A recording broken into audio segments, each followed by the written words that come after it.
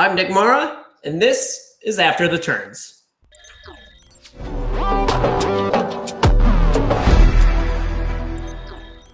Welcome to After the Turns. I feel like I got it wrong, but Evan, you've confused me so much over the past few weeks. I don't know if I had it right or wrong, but welcome. This is an on-the-road edition. We're like College Game Day.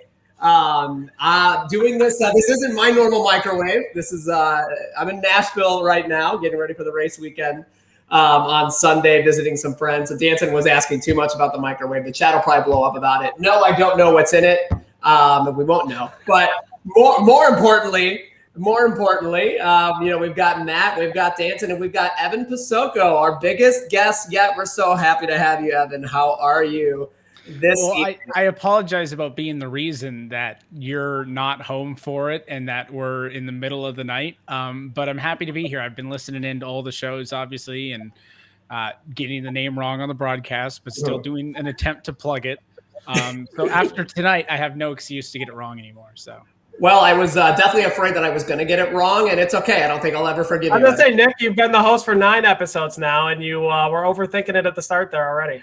You, Evan, if you knew, I really don't think I knew the episode name or the podcast name for the first 3 or 4 episodes. So this getting it wrong is completely realistic. So I always thought it was laps just because when NASCAR would have championship weekend here in Vegas, they always did after the lap, which was the little like driver tell all with the playoff drivers and stuff. So after the lap is just so ingrained into my mind that when I wrote down the little ad read to plug the show on the broadcast, I literally wrote after the laps into the ad read. So that's why I was so convinced that that's what it was, because that's what I wrote down. So that actually that's the kind of context and that's the content you get on this show, because that makes a lot of sense why you've gotten it wrong. That was always a good event that they always play. I feel like I got it wrong when I named the show, right? So yeah. Well, we can't change it now. But I guess we do have to talk a little bit about the All-Star race. And Evan, you weren't in the All-Star race, obviously. Yeah. Are you an All-Star? I maybe for the voice, but not for the driving. But before we get into the actual recap of the race, you were the one who gave us the 4 options. So you chose them. Did you have, going into it, if you had a favorite, what were you hoping that we as a community would choose? And did we choose the right one? I've always loved Twin Ring. So I was never going to be mad if that got picked. That was easily on the list. We had a couple of different ways like we could go with it, right? We could have just said what we were doing. Like last year we did Wilkesboro because it had come out at the same time, right? So that made a ton of sense. And everybody that was like, not everybody, but a bunch of people wanted to do something with the next gen cars when those came out. So we said, all right, well, we'll race in those cars. So at that point, you're in a box where you have to do something that works with a Cup Series car. So I know Matt and some others really wanted some wild ideas, and maybe we'll do like some fun little tournament races later this year or something where we can get a bit creative. But we wanted to make sure it was a track that we didn't race at. So we just picked a big track, an intermediate, a short track, and a road race. I would have loved the street race because I would have gotten a little bit creative with the multi-class thing, because I feel like the road would be fun for like an individual driver, but it wouldn't have been like a thrilling race, right? Like Matt probably would have won by 45 seconds or something, and it's whatever. So that's why we were going to get creative with it and then do the multi-class stuff. But I was happy with Twin Ring because it's a track that I've always loved. When I actually used to drive on the sim like 5-6 years ago, I would always race the IndyCar Open Series, and I was really good at the intermediate ovals and stuff. And when they would go to Twin Ring, it was one of my favorite tracks. So I was not mad at all that was the pick, but I had some things up my sleeves if we had done Chicago. So we'll save that for another event. Well, that's good to know. I didn't realize Twin Ring Motegi was going to be, you were going to have to use the brakes so much. I'm over here having my hot girl summer, traveling every weekend, going to some different city, and there was no practice happening for me. So I chose Twin Ring because I thought it was going to be wide open, and it definitely was not. And I guess, Danson, technically you were last because you never showed up. You missed the start, He was too good for us. He didn't read the driver's briefing, I guess. He looked at the session, which was scheduled for, because you said the session was scheduled for like 10:30 Eastern. Yeah. And I set it for 12, that so that my time, I think. I had it set for that so that I could put all the settings into the race. And then once we knew the finishing order from the open, I could go edit the race and just change the time to start now. So I didn't have to start from scratch. If you had read the driver's briefing, it would have said that the estimated start time for the All-Star race was about 45. And I think we were pretty close to that number. So no, so you 100%. I did read that. And then that's why, like, because I got there, and then like I was looking for the session, and then I saw it. I was like, oh, okay, I can't register for it. It's not until 12:30 my time, because I guess 9:45 for you guys would normally be like 11:45 for me, and I think it was it 9:45 that you had it in the driver's briefing, or was 9:40? 9:40. One of those two. Yeah, something like that. I'll act like 5 minutes is when you didn't make it in the session, but okay. Yeah. So then you know what I did? I was just sitting here, like I was just sitting in my sim for like however long, like, because I was like, oh, I've got until 12:30. I'll just do some more tweaking to the paint scheme just to get it like just right. Because before that, I just had a regular like all white scheme with the logos on it, and then I was like, no, I'll really quickly make our proper scheme, like the orange and yellow, the orange and blue sort of thing. And then, it got to like 12:25, and I was like, all right, cool, time to get ready for the race. And then I clicked on league sessions, nothing's there. And then I saw the broadcast was on, and they're on lap 30. I was like, it was probably a blessing that he showed up on lap 30. I think it was more so he knew that we were inverting the field, and when you saw that Matt and I made it into the All-Star race, we were afraid that we were going to wreck the whole field. So he didn't want to be showed up by you guys. Yeah, he didn't want. We were ahead of him. He knew track position was important. Yeah. He was probably not going to be. He knew that if you beat him in the All-Star, that you would have not let him hear the end of it tonight. Yeah. So he wanted to avoid that. Well, Evan, when Stanton and I battle for a legitimate 13th place, I need you, because I don't want to forget it. Like when it happens later this fall, when Hot Girl Summer is over and I'm back to practicing, we're at like Texas. I'm going to need you to broadcast the battle for 13th when we're battling side by side. And when I pass him, you need to do an Evan call for us, because it's going to happen at some point, and we need to make him look bad. It's like a top 5 pass call, not a 13th place. Yeah, no, I mean it'll be a 13th place pass, but it's you got to give it the top 5, top 3 treatment. It'll be like one of those times where Freenage is way ahead of the field, and you got nothing to talk about, so you're going through the pack, and then there's us battling. That's when you make that call. Okay. Yeah, Dan's in 13th because he's at an oval, right? Exactly, because he's at an oval. It was at an oval. And it's funny. I thought maybe I could win the Open, just because, like, I think I told Matt as we went green, like, if I could just win the Open, it'll be 2 oval wins for me and 0 for Danson. That was what the goal was. And in the Open went for myself. It went pretty well. I was battling for second at the end. Danson, I don't know if you watched it. I was super proud of myself. I thought I was asleep. I was too busy painting. Yeah, he was. Yeah, he was too busy painting his car all white, and needed to make some adjustments. Well, no, because I woke up at 11:30. That would have been just as your race was finishing, but I didn't watch it because. Well, you would have thought that he would have wanted to watch and see how the rest of the podcast was doing. Matt struggled to make the top 10, just barely made it. That was so bad. Yeah, it was. I did great. I fell back to 8th because I had a Jeff Gordon restart at the start. Then I got my way up to 4th, battling for 2nd. I was like, I'm going to get an interview on the podium. Didn't quite make it at the end, but I thought we were going to be pretty good. So I was happy with my run. And I think I started, 4th? And Matt, you started 3rd, I think, right, in the All-Star race? So no, you're worse in the standings. So you were 4th and I was 5th. That's right. Yeah. I missed Nick and Matt, I got sent something message to me during the actual race, which I thought was very, very funny. This was from a viewer of the podcast, actually, not a participant of RSR or anything like that. And I didn't want to send this to Matt in advance. I didn't want him to see this, but I'll hopefully it's visible here. Can you see what that says? And you see where the boys are? Glad to see them doing well. Yeah. We were in last. We weren't doing well, Matt. That was us. Okay, we haven't even gotten to that point yet. Literally, that was when we were riding back in last. There's a little bit of we got to talk about that. Nick, you finished your part of. You finished your part of the race. I started second. Dylan ran so well, and I almost passed him for the lead at the beginning. And then whoever was behind me, they were shifting into fifth gear with this new next gen car, and it got me like I could see him gaining on me when he went into fifth gear, and I've never raced the car until that day, like an hour before, so I didn't really know how to use it, and it scared me a little bit, so I started shifting into fifth and then shifting back into fourth, and I locked the tires up, and then I just basically was a pinball after that. And I don't know, Evan, I guess I read the rules wrong. I thought we were having a competition caution at lap 25. I don't know why I thought that.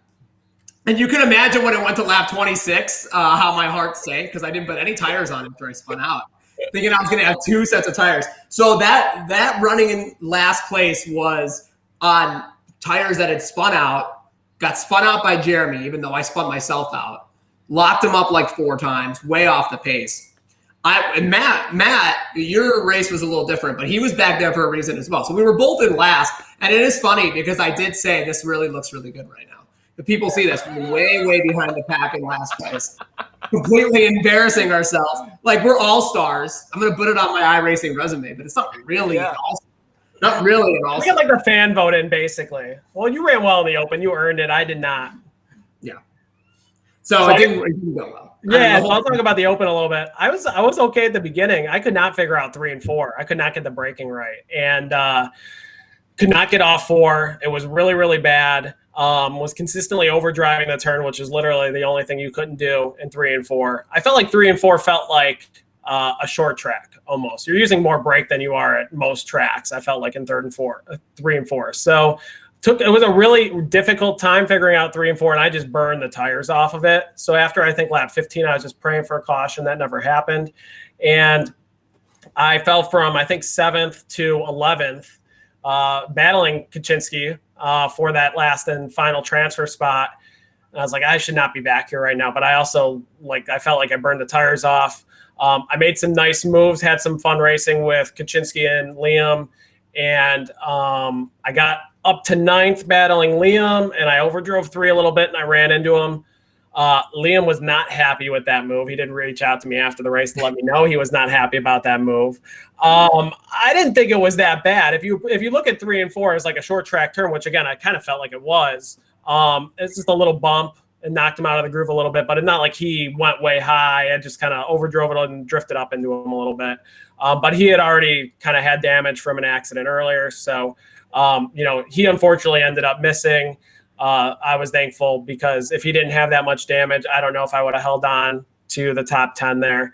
But finished 9th. I was okay with that.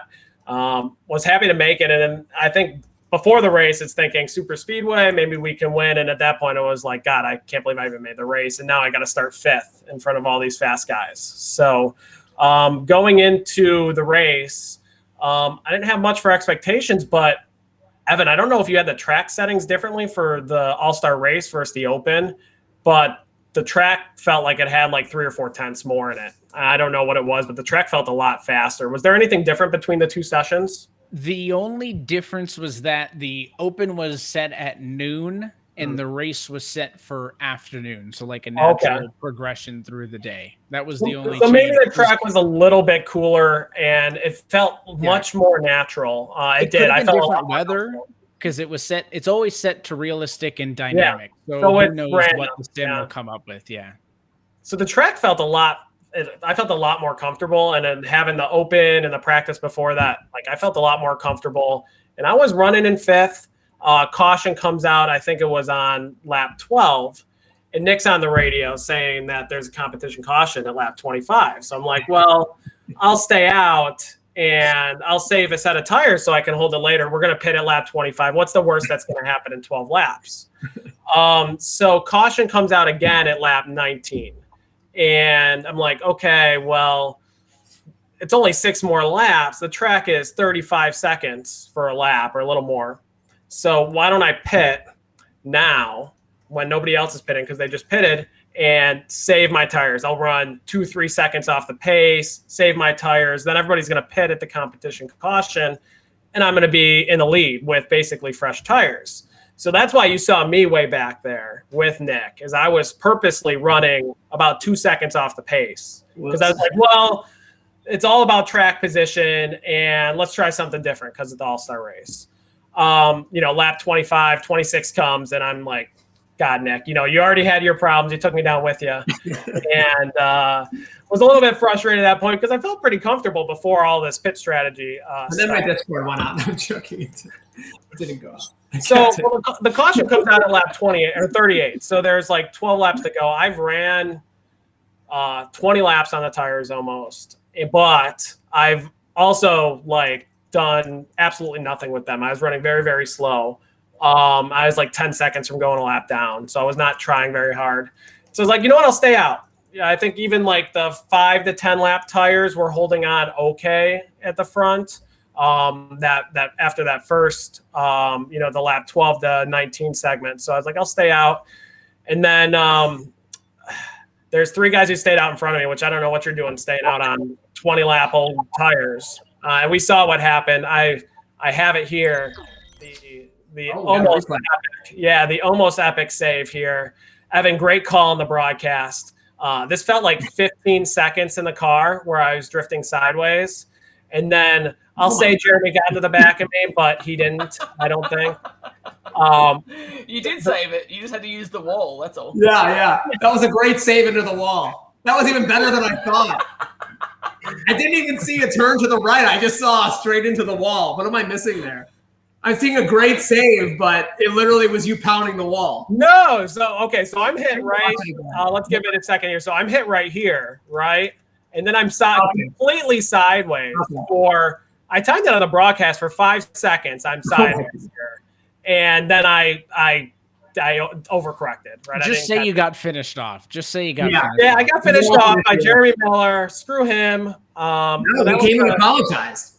And then Sean gets on the radio and he says, well, at least you got something to talk about in the broadcast now. And I'm like, this isn't what I wanted to talk about on the broadcast, Sean. So he did reach out and apologize later, so I was appreciative of that. But that was my day pretty much. I think I got up to 14th, but after the fast repair. But yes, the Phantom competition caution kind of messed with both Nick and I.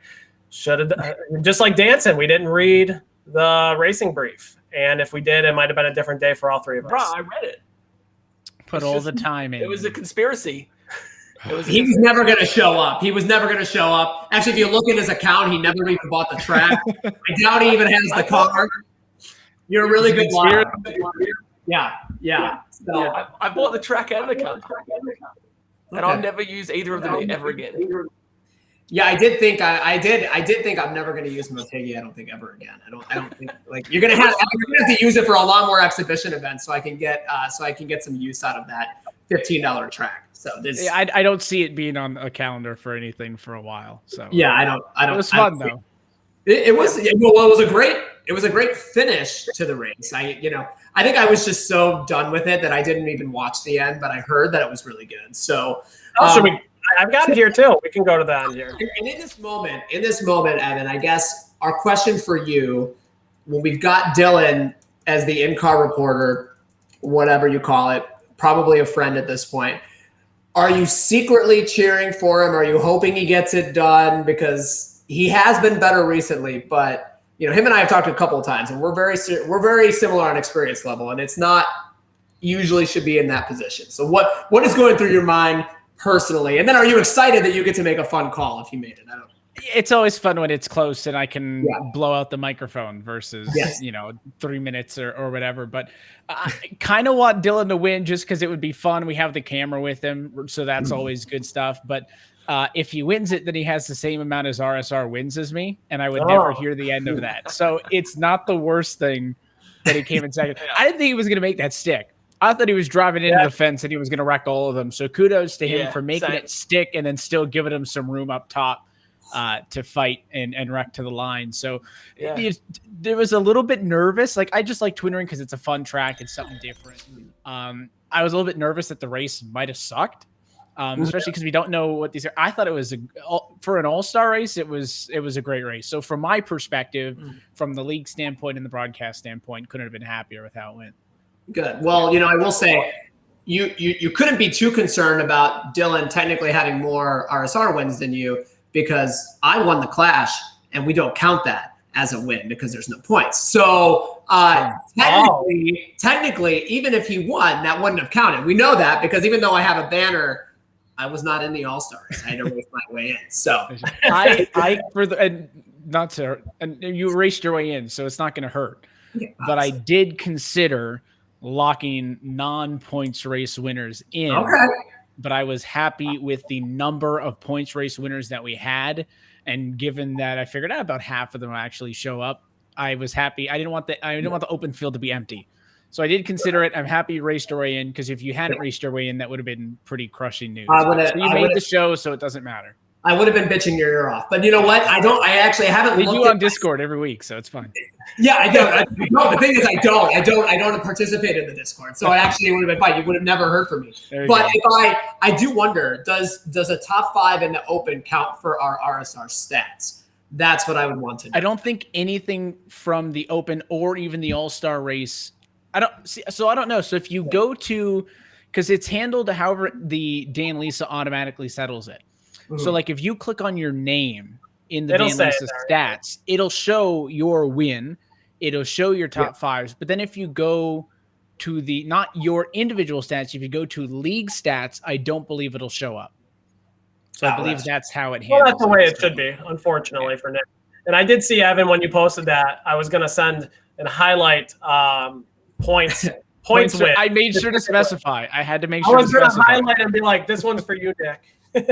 Well, it's actually funny because Danson, if you hadn't won a couple of those road courses, you would have been, well, you wouldn't have made the Open anyway, but you would have been in the Open with us. Can you imagine? I wish I had been in the Open, because then I would have known what time to be there, and I would have known to go to the next thing. It's just one of those things. Sorry that you won 2 races. So sorry. I know, right? Nick, you can look for whatever you can to try and be like, oh, did I get a top 5? Any sort of Mickey Mouse result, whichever way you want to do it. But you got to get the real ones, bro. You literally sound like all the bots on Twitter that everything's in Mickey Mouse. Yeah. You know what I'm talking. I think you know what I'm talking about. Yeah, it's everywhere. I just want to see Matt's receipt that he actually bought the track. I want to see the email. Yeah, exactly. Says, thanks for your purchase. No, I don't think he did. I think you know people who can get you in. He seemed pretty real quick. Yeah, he seemed pretty non-committal last Tuesday. I think we're actually going to show into it. Yeah, so he seemed like. Well, that's a great question. I think Evan, you made a comment about people bitching about the league or whatever it is on the Discord, right? And I know on last week's show, Michael and Danson here were talking about, well, we have these 4 options, but wouldn't there be better options? There's all these better options that we've thought of. Right. So you get a lot of that. I think you've gratefully opened up some sort of democracy here with the drivers. Nobody could see your phone, Dan. Nobody could see anything that you're saying on your phone. Yeah, he goes, look, and then it yeah, exactly. Yeah, look at that. It says didn't buy the track. Yeah, this is right. These are not 4D. These are not 4D cameras. Nobody could see that. Okay, well, sorry for interrupting. Put it in the Discord group. We'll get a screenshot in there. But yeah, no, I guess I was just getting at, it seems like you've opened it up, right? And I haven't really seen this in any of the other leagues that I had been in giving some driver input into what we do, right? Which is awesome, because you certainly don't have to do that. And then people like Danson, they kind of want more, right? Or nitpick, right? So what are your kind of thoughts on that in general? And I guess what is your thought in making this more of a democracy? And certainly I know we appreciate that. Well, yeah. So so RSR has been around. This is the 10th year that RSR Cup Series has been racing. So way back in 2013 is when I first started broadcasting, and it happened to be RSR. So it's kind of funny that it's full circle. But a couple of years ago, when I was part of the management with LSR TV, we ended up buying RSR from the previous admins, because there were so many leagues, and this is the longest winded answer ever for your democracy thing, but there's context. Yeah, absolutely. So we ended up buying it because all these leagues would come and go, and it was so hard for us to schedule people to do broadcasts. We said, well, if we ran the league in-house, we'd know always when it was. But since I was dealing with the LSR TV side of things, I couldn't really deal with managing RSR. So there was even a year or two where I didn't even call the races. But then I sold LSR TV. We didn't sell RSR in the deal, so it was just left on me. And it's kind of like my little pet project. I think it's fun, to be involved in a league without having to drive, because not my strong suit. But like, there's no point of running a league if the drivers aren't enjoying it. Like, it just doesn't make sense. So that's why we always do, we did a bunch of polls last year. Like, what do you want to do? And we do the iRock stuff, which is just for the back markers and me to have fun. Like just stuff that's lighthearted. Like we're going to be doing the trucks again later this year. Like just stuff that's lighthearted. The Cup Series is the more serious stuff, but like there's just no point in running the league if the drivers aren't enjoying running in it, because that's why on the broadcast everybody's like, oh, thanks to you guys for putting on the league. And I always say thanks for racing with us, because if you're not racing on Mondays, we're not doing anything on Mondays, right? So it just makes sense. I don't understand why some leagues are all high and mighty on, oh, it's our way or the highway, because if we're not having fun, then we're just wasting our time. So I'm always gonna, it's just me basically doing it. So sometimes it's going to take me a while to get the post race thing out, or this and that, or I'll be slow to get back to people sometime. But it is the only reason to do it is to have fun. So if the drivers aren't having fun, it's not a good show on TV. And that's why I think giving input is so important. So in the world's longest answer, because I've seen how it was run before, and I think this is a better option. So if you were running in the league, I think we know the answer to this question. Do you think that your competitiveness would be more toward Matt and I / Mara Motorsports back of the pack, or a Danson middle of the pack? Where do you think you would be running? So they look at Danson's face. He's like, how are you putting me in the middle of the pack? he's like Harvick, right? Just like runs over everybody last year, and now this year it's like, yeah. Well, like when I used to drive a good bit on the service. So like, I don't know if you guys heard of the Lionheart IndyCar series, which is one of the bigger ones on the sim. So I ran like 2 races in that, and I think I had like a top 5 and a top 10. So like once upon a time, I was decent. So like maybe back then, and you relate that to like 2016 levels RSR competition, I'd maybe be like a mid-teen car. If I just jumped in the car now, I'm in the 30s. Like it takes, like I could probably figure out a hot lap, but to be able, it takes a longer time to get back into that rhythm of learning the tires and the race strategy. And especially with these cars, because I haven't really driven competitively with this new style of racing with the high downforce and low horsepower. So I'd probably be in the 30s pretty comfortably, but I am very competitive. So I would put in a lot of practice, and I would fight like hell for a 25th position. Like I'd get into it. That's why I can't do a league just like I do the iRock, and I have to cut myself off there. Because if I do any other league, I'm going to be spending 5-6 hours practicing like Freenage does, and it's just going to consume me. So. Well, I'm curious, Danson. I feel like Danson at this point, he's usually looked up the stats. Do you know how many wins you have, what that could look like, maybe what your win percentage is? And then where do you think you can go out to, if you had to choose one RSR race, what would it be this year that you could be the most competitive in Daytona? Daytona, right? Do not count. They don't count. You're saying for Evan, what his iRacing win percentage is, and if you're going to race in the Cup Series, which race would you do? That's not an oval or not a super speedway. Like Junior comes back for like a race a year, right? In the Xfinity Series. I feel like the easy answer is like, I'm going to look at my iRacing info, so I'll get you guys the scoop. I feel like the easy answer is something like I don't know if it's because it's my home track, but I was always a big fan of Vegas, even when I drove the IndyCar stuff a lot. Chicago was one of my favorite tracks. Rest in peace. Yeah. So like those are the tracks that I would enjoy. I have a ton of fun driving road course races. Problem is I'm just so slow at them that it's ridiculous. But I have a blast. Like I'll have a great time in 35th position. But don't say it, like 32nd was the most miserable experience I've ever had last week. So that does not. Nick, even in practice, you're like, Sonoma's a lot of fun. I'm really enjoying this. You said that in practice. It's my favorite road course. So my iRacing stats are pretty dismal. My win percentage is 11.3% on ovals. Wow, so dismal. 9% on road. But like when I was driving, so like I mentioned 2016 and some stuff like earlier. So like in 2015, my win percentage on ovals was 25%, and in 16 it was 33%. So there were times when I committed that I could do it right. But I'd say not like a Charlotte or a Texas, but more like a Kansas or a Vegas or a Chicagoland, if they were there, is the kind of tracks that I enjoy. Now, I haven't driven the newer cars that much, so I know they're totally different. But those were the tracks that I was normally pretty good at. Now it's changed a lot, but I mean, those are pretty good stats. I mean, I think Matt and I could kill for an 11% oval win percentage. I thought you said 0.11. Yeah, 11% is great. No, 4%, right, Nick? So, or 3 or 4. Like 4.5%. For whatever reason, I raced in 2000. So last year, for whatever reason, I did 5 oval starts, and I won 2. Wow. So it was probably like Talladega week or something that doesn't count. But so he's 40%. Flexing those guns. 40%? My God. 40%. And yeah, like 15 is when I drove, basically, because that's the 25% win, the 34% laps led. So yeah. So like I used to do it. I always want to get back into it. So I focus on like the special events now I have a lot of fun with.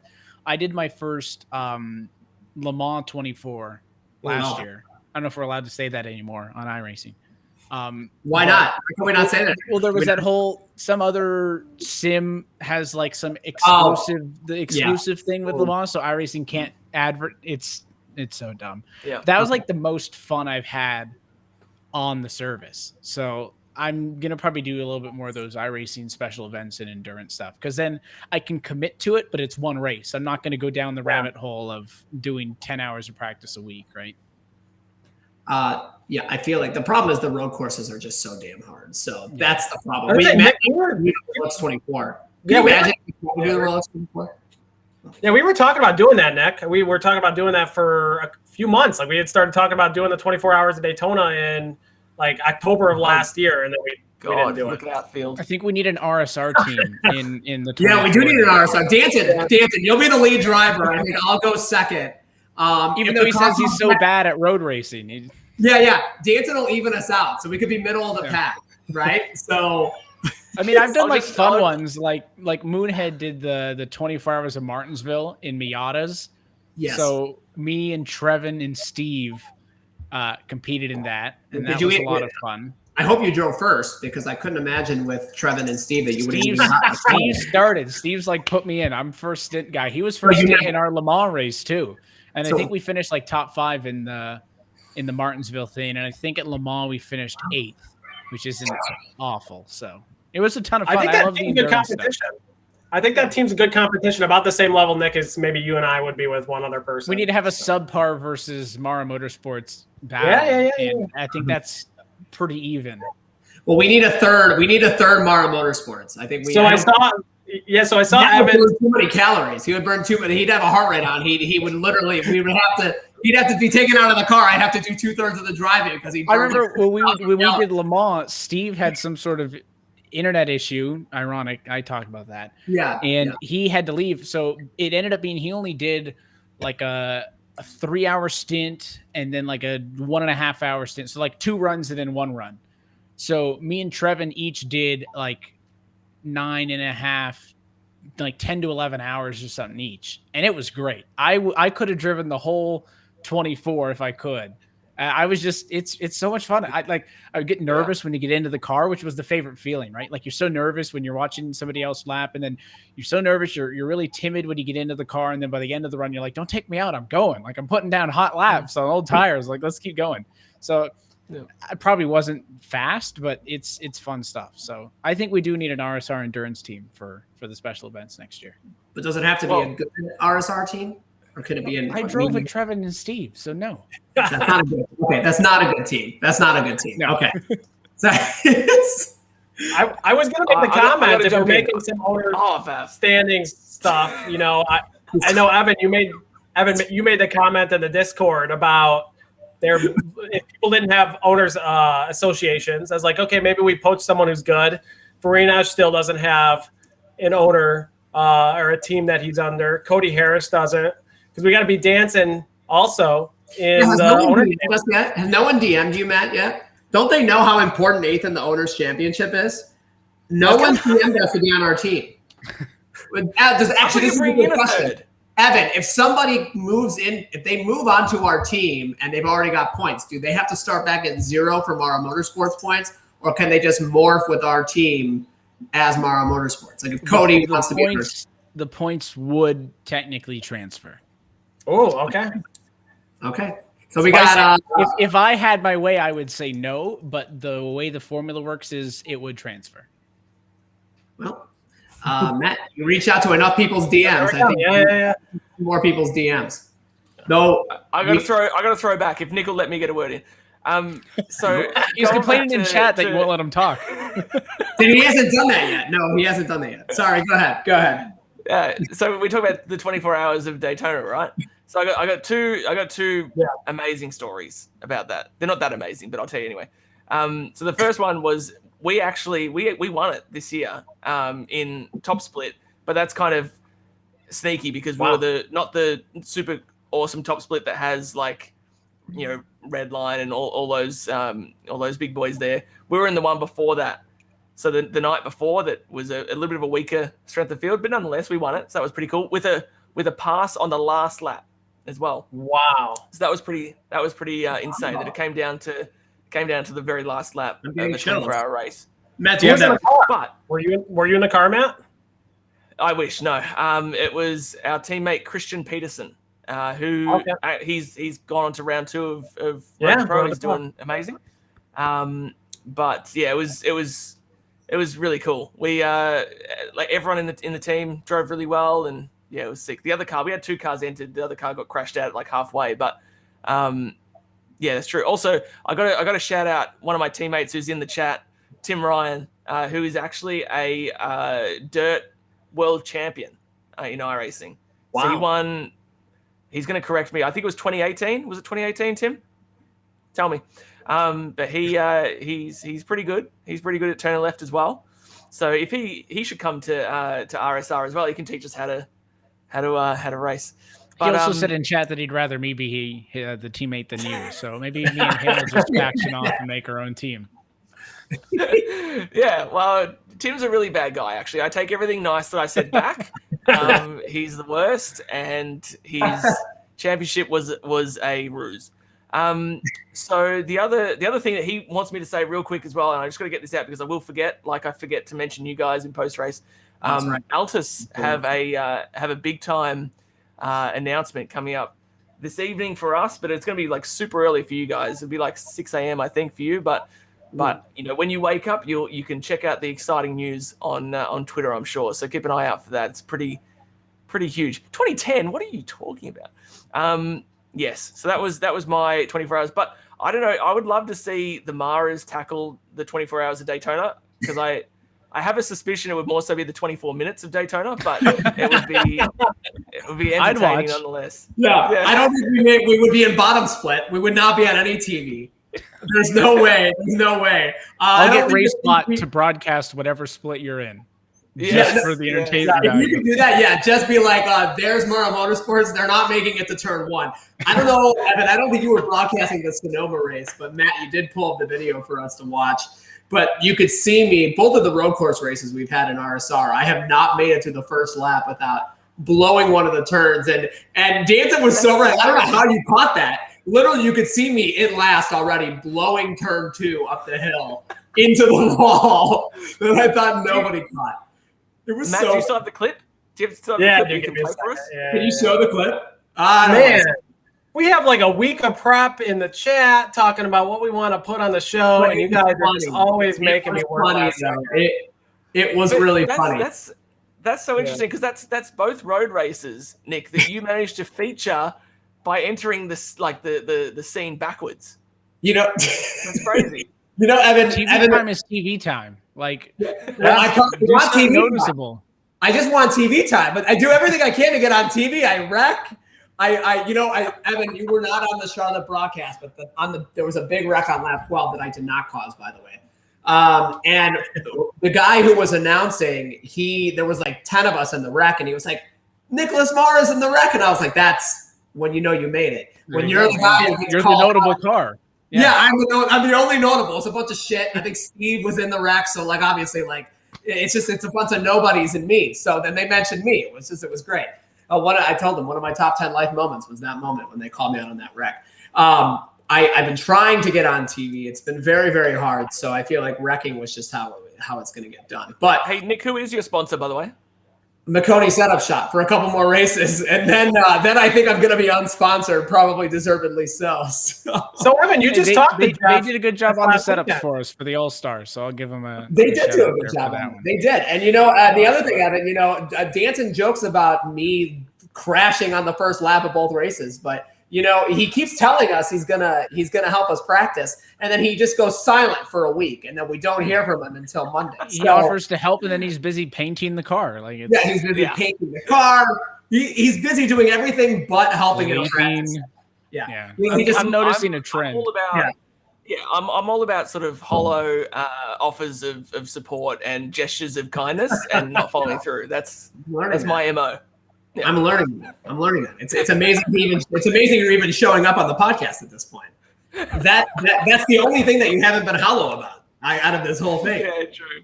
Yeah, I think he's so concerned that I'm going to pick up road courses and then I'm going to. He's shaking, man. I know. Or he should be more worried that I'm going to crash into him when he laps me for like the second or the third. I think of it as it's your own safety. The less you have to lap him, but the faster he gets, the less likelihood you get wrecked. Yes. So if you think of it that way, maybe you want to offer some help. Yeah. So when you see me on the hill, in like turn 6 one time, just know that could be on the middle of the track when you're passing me the next time. We don't know where we're going. Did you find it? Did you find it? Did you find our clip? I have it here. I got my phone, my mouse stuck on the wrong screen, so I'll play it when I get it. Okay. All right. Well, I guess to talk a little bit about Evan, you in the league. I watched back last year. I watched a 2014 random clip from Martinsville, and you were broadcasting that race. And you mentioned you've been involved for a while. So how did you get involved in RSR, or really iRacing for that matter, but RSR as well? Yeah, and as I mentioned earlier, it just so happened that like RSR was the first league that I broadcasted with. So like I think it was 2013 that I got iRacing, and for what I got into it because I would watch the broadcasts of the Coke series. What was once the Drivers World Championship or whatever they called it way back then. I'd watch those broadcasts from the first couple because they didn't do it for the first few years, or if they did, there's no record of them anymore. Yeah, 2010 maybe is the first one, isn't it? Yeah. Maybe they're in a vault, but I think the latest the broadcasts go back is like 13, 12. So I don't know if they did the streams for the first years where they've gone, but I watched those. I'm like, oh, that's cool. I want to do that.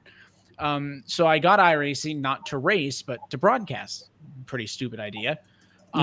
So then it turned out pretty good. But at the time, I'm like, wow, that's dumb. So then I just said, because there wasn't as many broadcast companies around as there is now. Right now, you can get a broadcast for $20 a race or $200 a race. There's everything you can imagine. Back then, there was kind of 6-ish main ones. So I just sent an email to everybody and said, hey, I want to come, broadcast, whatever. And actually, Will Vincent is the one who emailed me back.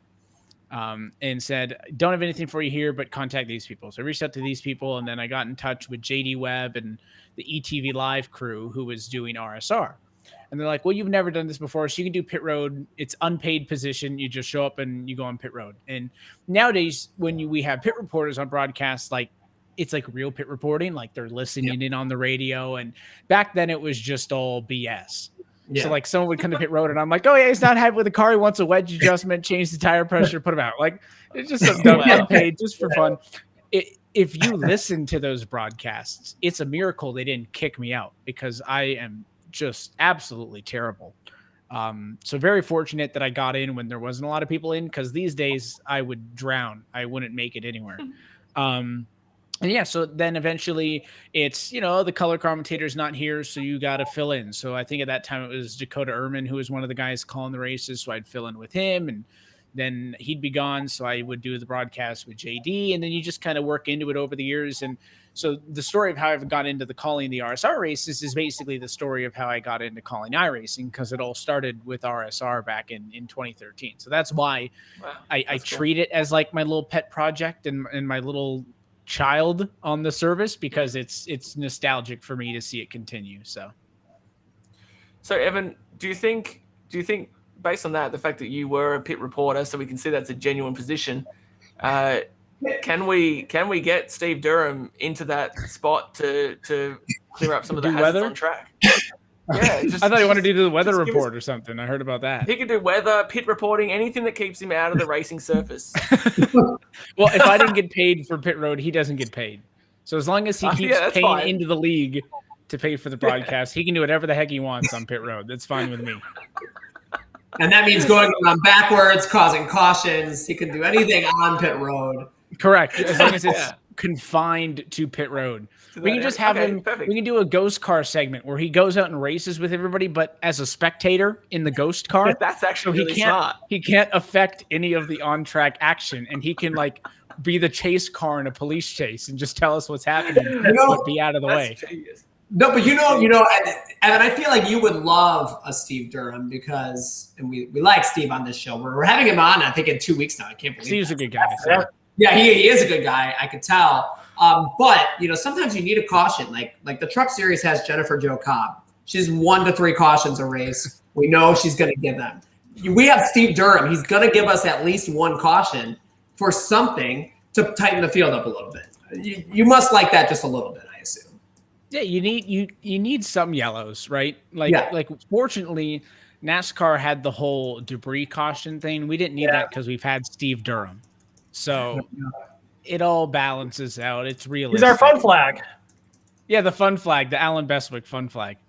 Was that an SRS thing? XRS? Yeah, that is an SRX reference. Okay, that's actually really good. I haven't watched it yet, but I heard good things about it. So interesting.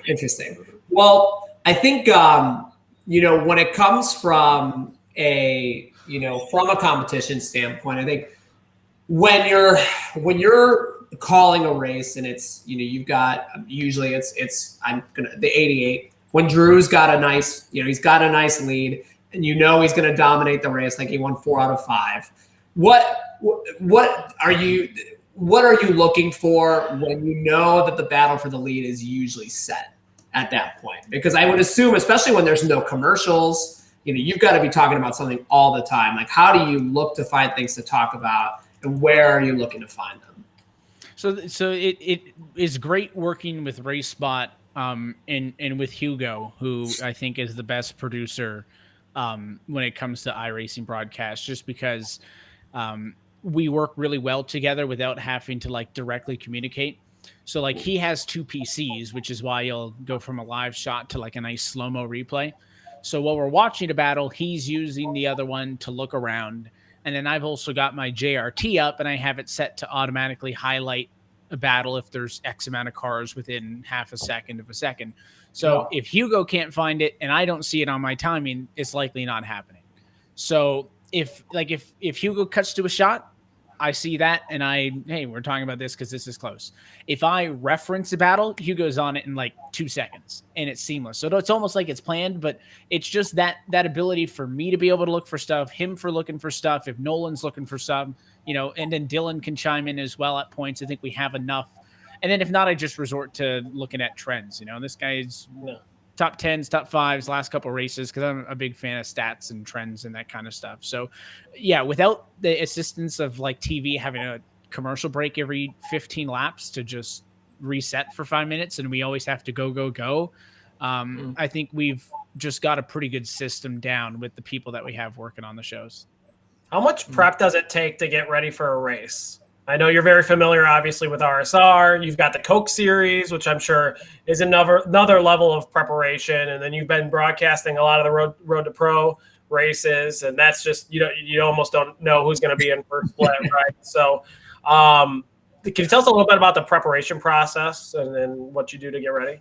Yeah, so like most of the time, we show up and we're in the broadcast about 30 minutes before we go live. A couple years back, it was very structured. So like if I'm doing a show with a broadcast network that I don't do a ton of shows with, or it's with a producer that I really don't know, we'll kind of go through what the run of show is.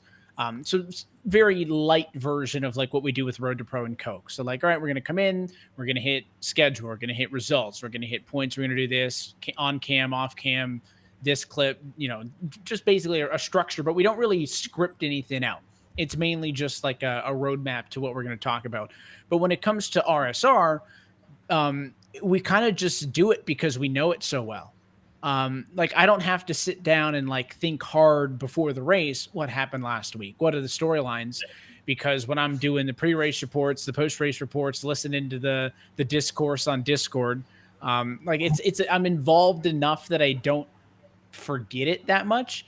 I don't have a good memory though, so like I can't randomly think of like where this guy finished 3 weeks ago. So like that's why I'll go to the stats and stuff. But RSR is definitely a lot looser just because I'm so involved in it.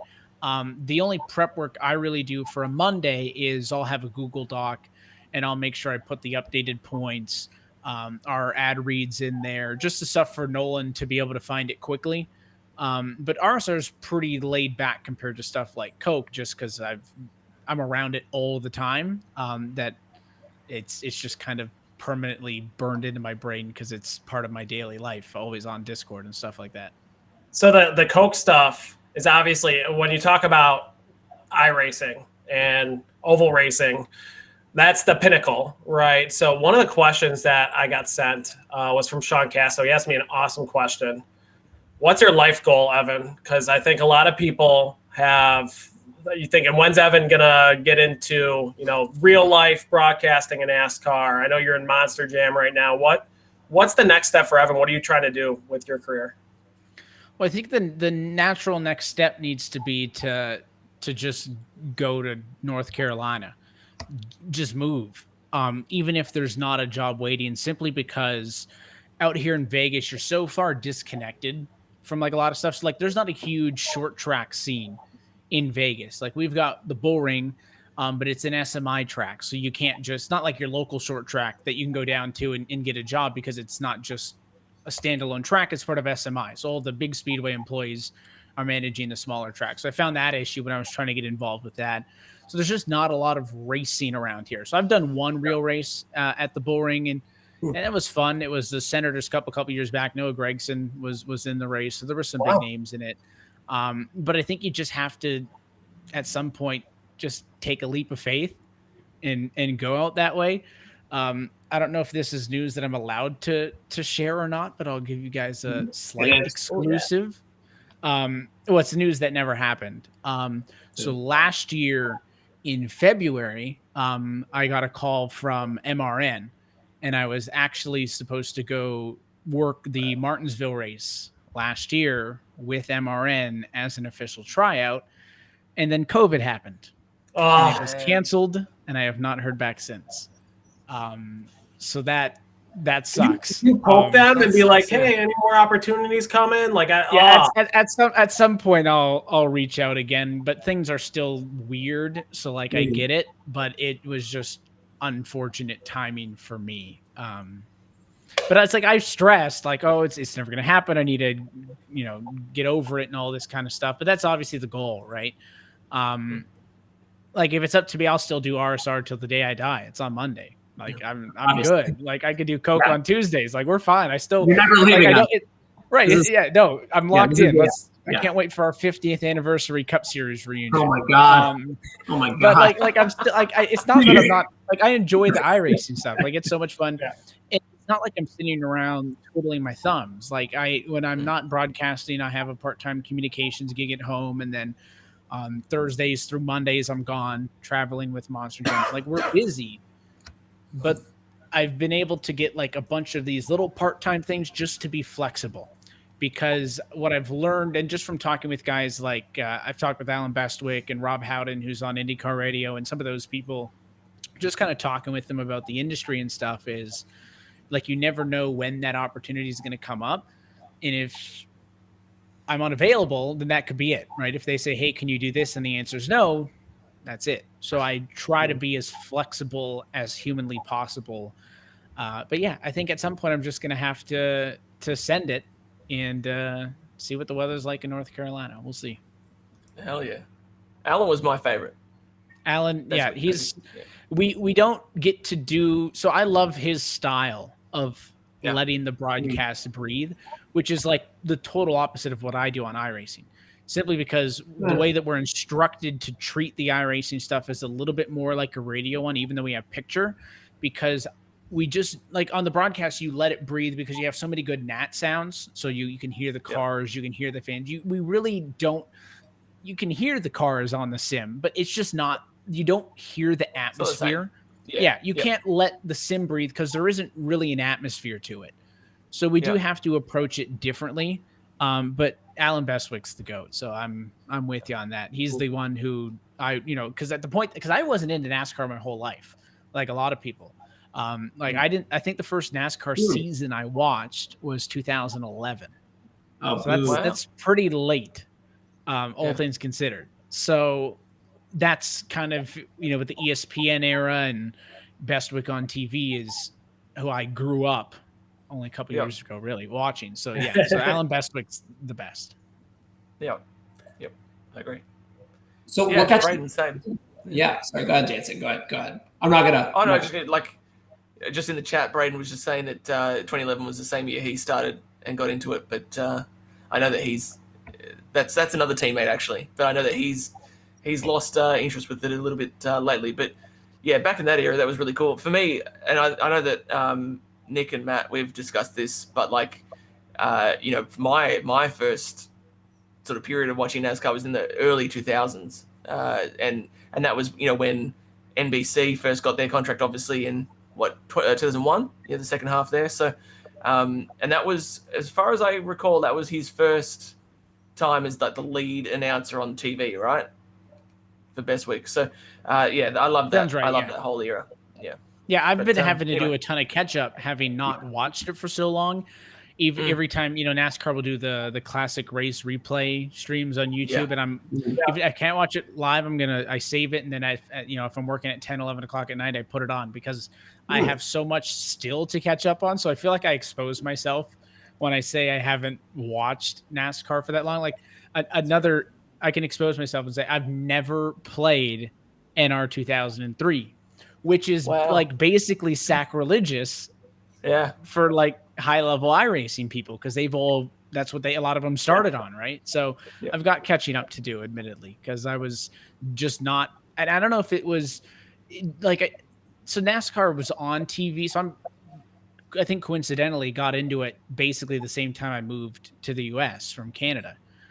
It was on TV in Canada, but I just don't think it was marketed or as obviously as popular as it was here. So it was just never something that even crossed my mind up until that point. And then it's not like I had watched it and said, I don't care for it. It just took me that long to get exposed to it.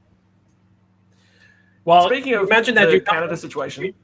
Oh, yeah, I was going to ask about Canada and your current hockey dilemma. I know you're a big hockey fan, obviously being from Canada and with the Knights being awesome. So tell us a little bit about that. It looked like you've been to some of the games, which is pretty incredible. I've been able to get to one game around just because the wallet can't afford any more than that. But it's funny because I'm originally from just outside of Toronto. So it's, for reference, if somebody's from there, they'll say Toronto and not Toronto. If you're from there, the second T doesn't exist. That's almost Aussie sounding. Yeah, the second T doesn't exist. So it's not Toronto, it's just Toronto. But I wasn't a Toronto Maple Leafs fan. For whatever reason, half my family were Montreal fans. So I ended up on the Montreal half. So we would always cheer for Montreal. So obviously moved to Vegas, big hockey fan. We'd go to drive 4 hours to LA, watch and play, but Vegas never had a team. So of course, when we got a team a couple years ago, our family business is a Canadian-based business, so they got season tickets to work. So then we would buy tickets from them and get tickets from them if they had extras, and just totally in, right? I mean, I only played hockey. So I played basketball and baseball for 7-8 years. I only played hockey for one. I joked that if you don't do it for 1 year, you don't get to keep your citizenship. But I played it for 1 year, was no good, and I moved on. But I'm just a huge hockey fan. I think it's, aside from like spectator sport wise, like NASCAR was, you can't beat going to a race versus watching it on TV, right? But at the same time, I think spectator sport wise, there's nothing like stick and ball sports wise like live hockey. So so I love it. And so now I'm in a dilemma where obviously my new team is playing the team that I've cheered for my whole life, and it's great and it's awful. I don't know how to feel about it. It's totally like stress free. So normally, like, I'm pacing the room. I can't sit down. We were at the game last night and I just didn't care, which was weird. So like Vegas lost, which sucked, but then Montreal won, which was great. So and I'm not like a wishy-washy person. Like, it's the only sport where I cheer for two teams. So it's just a weird situation, having cheered for a team your whole life and then really the team that you followed so closely for 4 years. Because like Montreal was like 6 hours from where I grew up, so I only ever went to one game there. Wow. Here, everything's so close, I can go to the practices and games and stuff. So not to rant about hockey, but if anybody wants to talk about hockey, let's go for hours. There's a question in the chat. It was, when was Montreal's last championship? 1993, and it was the last time a Canadian team won the Stanley Cup as well. Oh, he does know. Which would be another incentive to see them win, because it would be great for a Canadian team to get another cup. I don't know, Evan. You retweet a lot of Vegas Knights stuff. So if you had to ask me, I feel like you got to be Vegas Knights at heart. I wore my Golden Knights jersey at the game last night. Okay. So I would pick them just because if there's a Stanley Cup parade in Montreal, I can't go. There's a Stanley Cup parade on the Vegas Strip. 10 minutes down the road, I'm in. So that's true. If I had to pick one of them, parade opportunities with the Blackhawks over the last decade. You guys were spoiled a lot, It got to a point where they said Chicago was a hockey city, which it definitely is not. It is always a football city. But good times being a Hawks fan. You're just like, okay, when are they going to make it to the finals? Now I'll watch. After the third one, it was like fantastic. Just wait till next year, Exactly. Evan, I got a bone to pick with you. Okay, we're gonna swing it from hockey back to iRacing. So, in the winter series, we went to Montreal in race 3, was it? Race 4, and I had the most beautiful Canada-themed paint scheme that you could ever dream of seeing in your whole life, and I did not get one mention for my Canada representation. I had maple, like little subtle maple leaves in the white area. I had like a Gilles Villeneuve sort of tribute towards the back part of it, and then a red and white sort of vibe throughout it. And I got no love at all. Do you have any pictures of the car? I don't remember that one either. I think you just change the paint scheme every week that I couldn't keep up with it. See, okay, so I remember the paint scheme. So that's on me for not mentioning it, because that's great. So run it again on the Cup car. Right. Maybe you'll win the race if you put the Canadian paint scheme back on the car, because you won the race. True. So we got to run. You were also like a guy at that point. We need a Canadian Altus themed car, like. All right, done. So we go back to the fact that I change paint schemes every race. I did. Because then it wasn't just the same car driving around up front winning all the races, because at least it looked different. So Andrew should do that. I only got 2 wins, but I only finished outside the top 3 once in all of Winter Series. Yeah, he was always up there. Oh my god. Yeah. Ridiculous. 9 top 5s, 9 top 10s, and beating. Oh, you remember the numbers. I have the stats up. Hell yeah! I always have to reference the stats, and so he was pretty good. He did have more incidents than anybody else in the top 5, so he kind of bullied his way to that. He had 6.9 incidents. I think Danson has been described as a little bit arrogant, so and big-headed. So he'll blame it on the net code. Sam Nieto, right? I'd probably Sam Nieto. Yeah, it's definitely Sam. It was definitely netcode that would have given me a lot of incidents, I feel. How on earth would I have gotten 6? That's crazy. Oh well, per race. I'm averaging well more than that, so no worries. Yeah, true. So when we talk let's talk about. I want to talk about Winter Series. Come on, look, we got to. You want to stay on Winter Series? I want to get off Winter Series. It's going back to the glory days. So go ahead. Was it well? Okay, first of all, explain. Tell us about how frustrating it was trying to get a trophy sent to Australia. It hasn't arrived yet, by the way. But okay, Tom was asking me the other day. It should be there soon. Because we kept going back and forth on like, do we order it from a U.S. trophy supplier, or do we just order it from someone there to save us on the shipping costs? But we really didn't know. So we looked at a couple of different sites, and then eventually we're just like, screw it, we'll order it. Had it sent to me, and then Tom Morano's helping me out. And he was the one that actually shipped it because he was able to get like a better shipping rate than whatever the trophy company wanted. So it's been gone for a few weeks, so it should be there soon. I hope it's not lost on a boat, because it should be there, or a plane, or wherever they sent it. Yeah, however I hope I put your address in correctly. I'm sure it'll get here. It often things take a while to get here. But on the championship race at Vegas, were you cheering for Drew? Like sort of inside you, were you thinking, "Geez, I hope Drew wins this, so that I don't have to try and send something to Australia"? Listen. I love Drew, but I think from our broadcast perspective, we were cheering for you for the storyline, because he had gotten the consecutive Cup Series championships. It would have been a good storyline if he had backed up his third straight Cup with a third straight winter. But I think just storyline wise, and what I've seen a lot for the last couple of years is a lot more competition come into the series.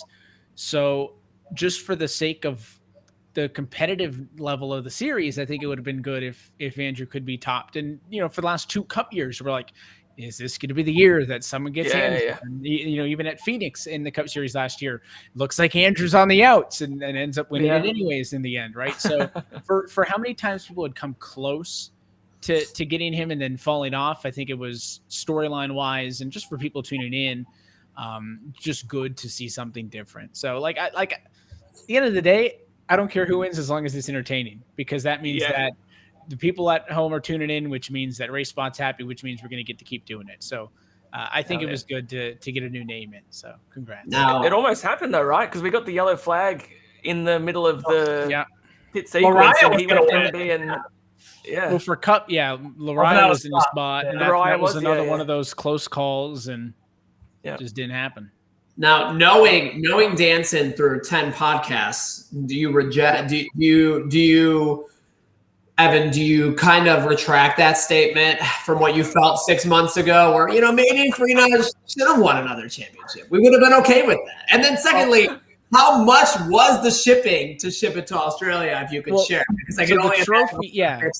The trophy company wanted, for like standard shipping, they wanted like $110. You're not worth $110. And for that was, and then for priority, they wanted like $140. So it's not a priority. And Tom is the one who had the connection to get the championship belt. So I asked him if he had any. Where's the belt? Have you gotten the belt? I can get the belt if we need to get the belt out.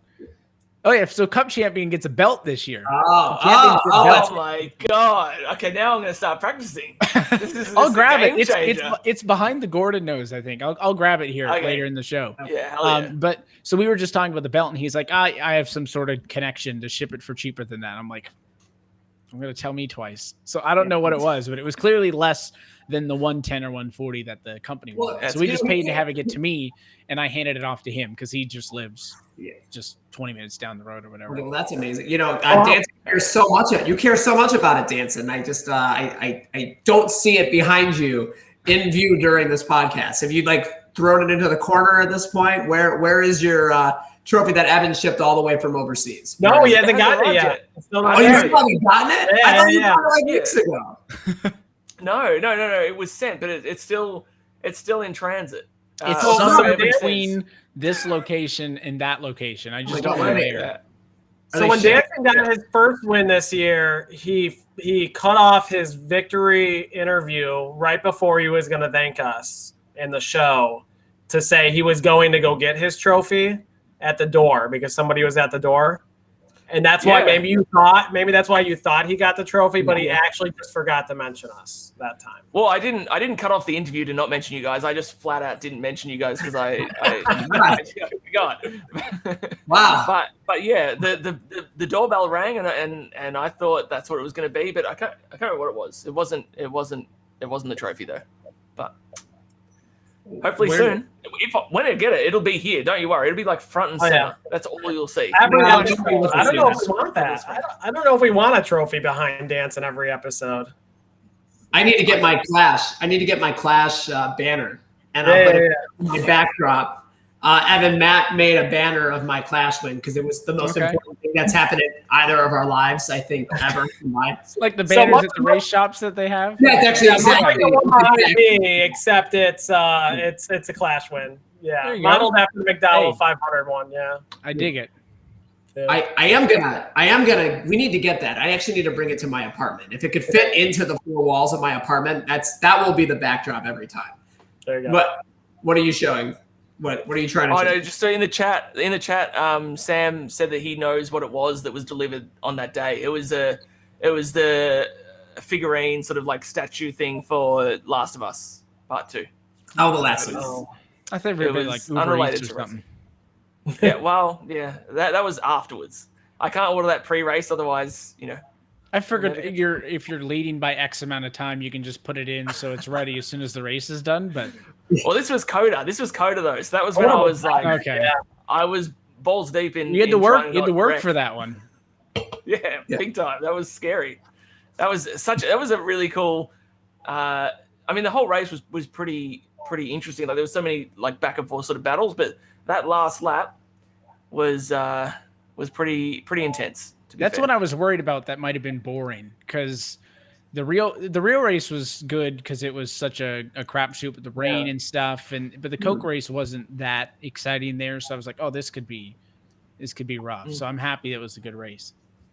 Yeah, you're lucky I can't qualify. So that was the thing. Like I feel like Sonoma probably would have been a similar situation if like because Cody Harris, who was really fast at Coda, he kind of was back in the field a little bit at Sonoma. I think he qualified like 5th or something, 4th.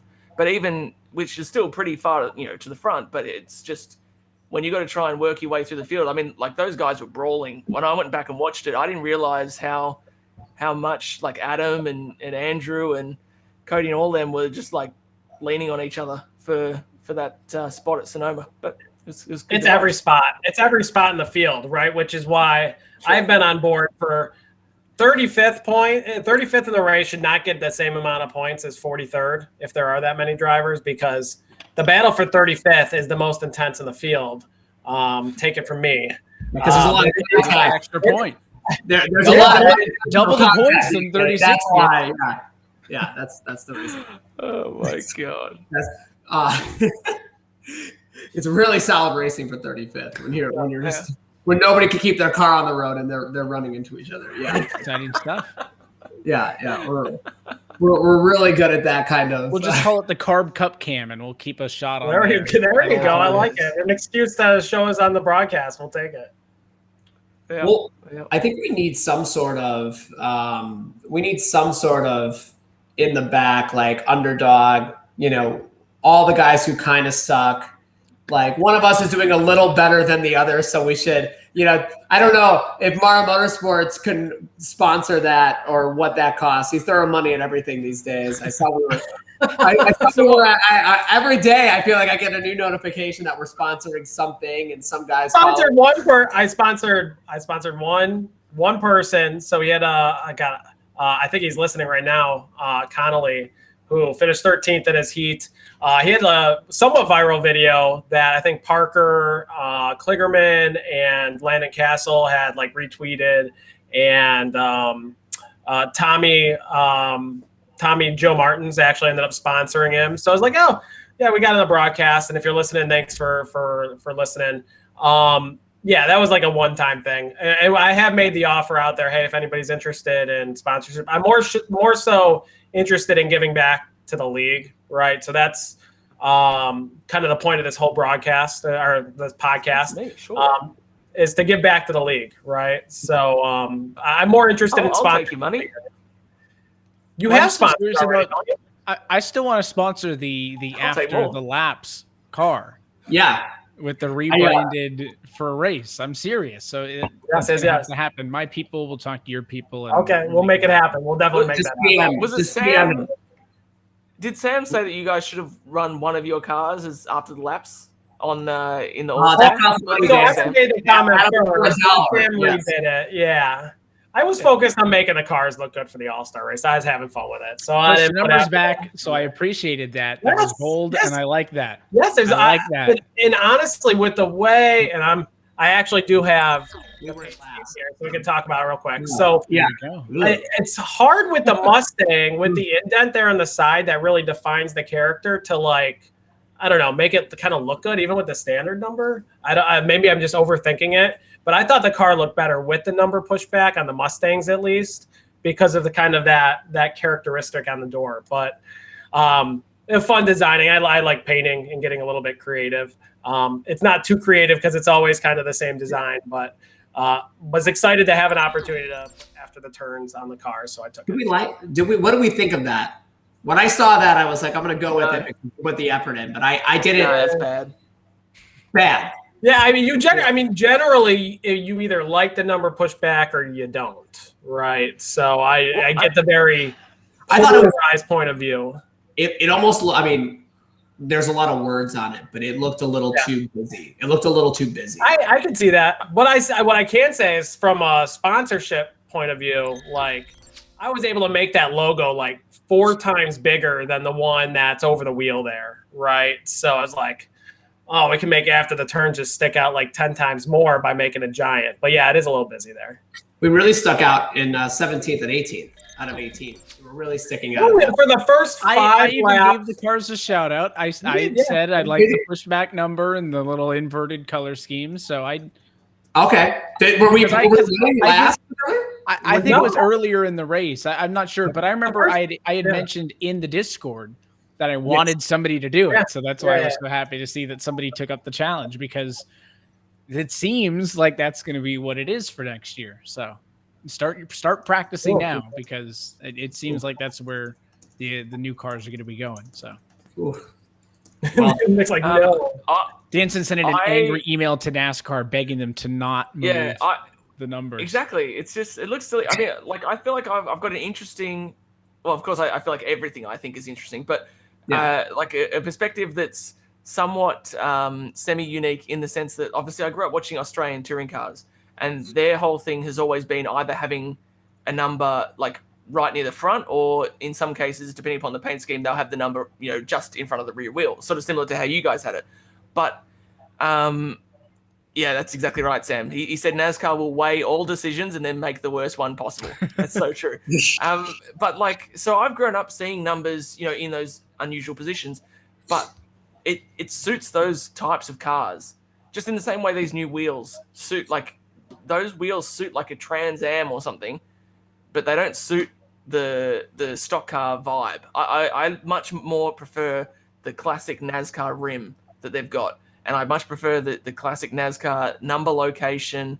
Like I obviously I've got like a road racing kind of like fan background, and it's cool that NASCAR is trying to go down that route in some respects, but I don't want them just to copy paste, a Trans Am into NASCAR, because then you lose what NASCAR is about, and that's why the people were fans in the first place. I did actually, we were talking about this amongst friends recently, that was NASCAR bought into by the people who run IMSA? Am I imagining that? It was the other way around. Yeah. Yeah, like they bought, or did NASCAR buy IMSA? They bought IMSA, yeah. Yeah. So do you think in order to build their investment into IMSA, they're trying to kill off their existing brand and make IMSA like the go-to? And they're just like they're merging everything as one?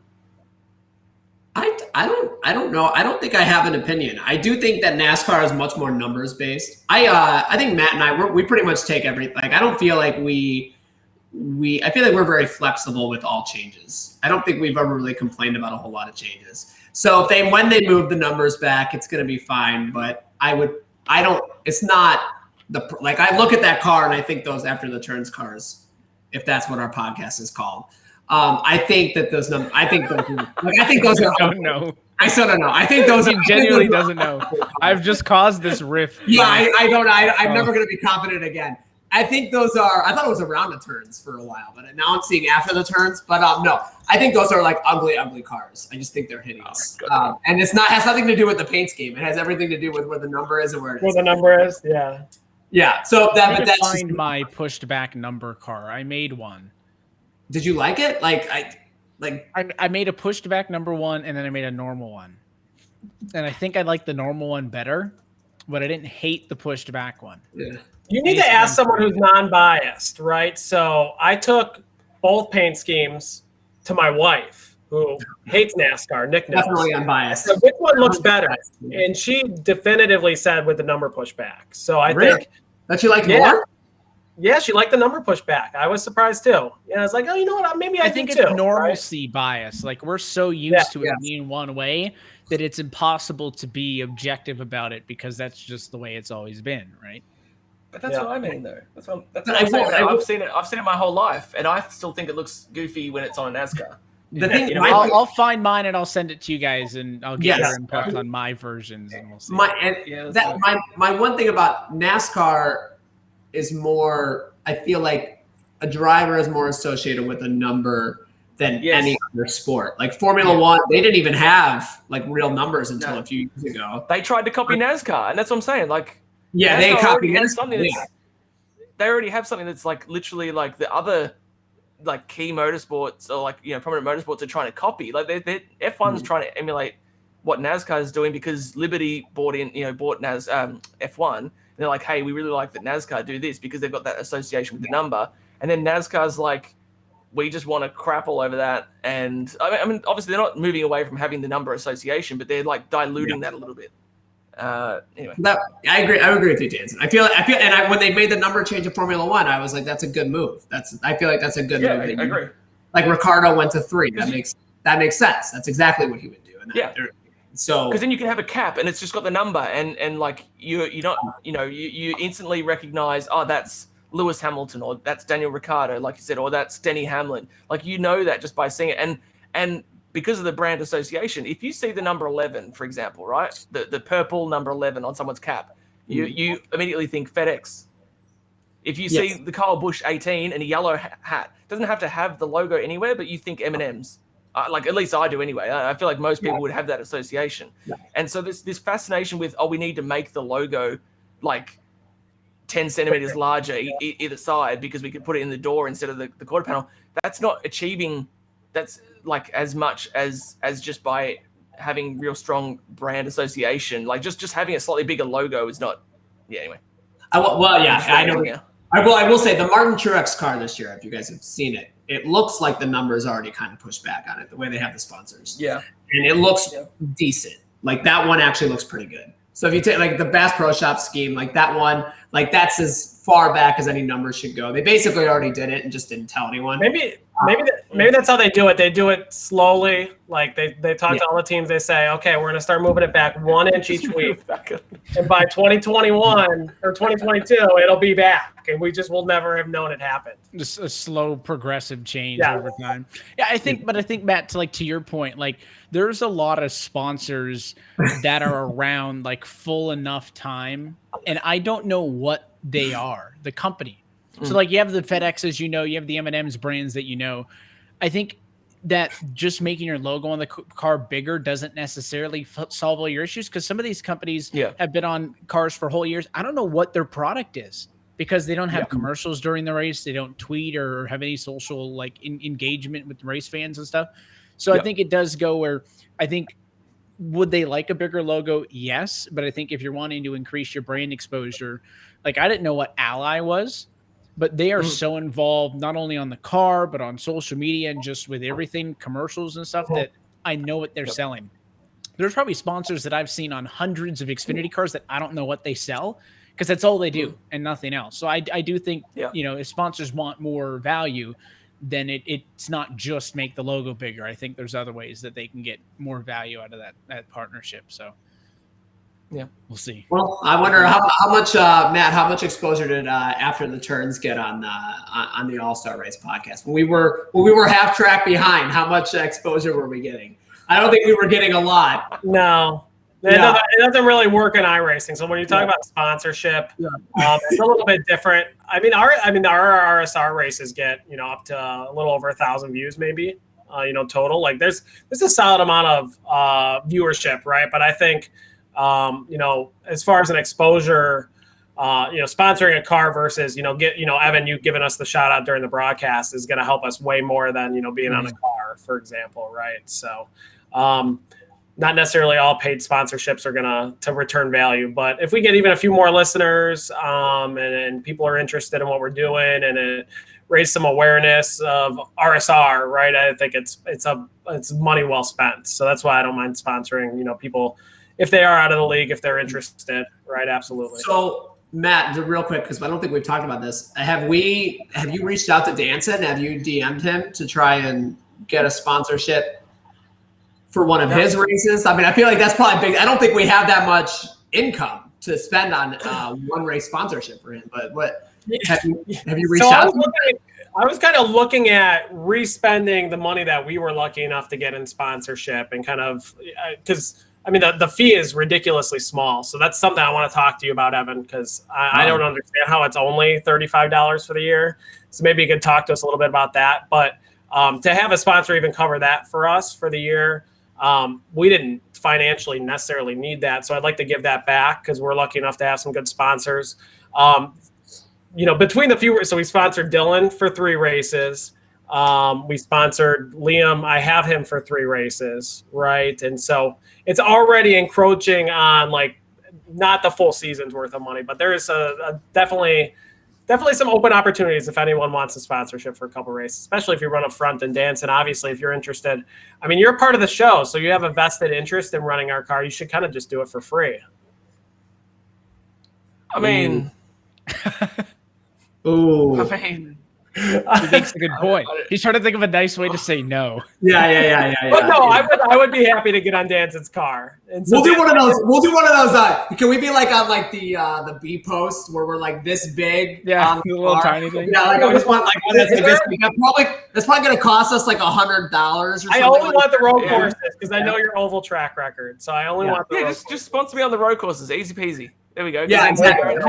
I would never sponsor you on an oval. So we already have Liam for the next 2 road courses. So if we have Liam and yourself, hopefully we've got like the top 5 like covered there. So that would be pretty cool. Yeah, I mean you definitely got P1 covered.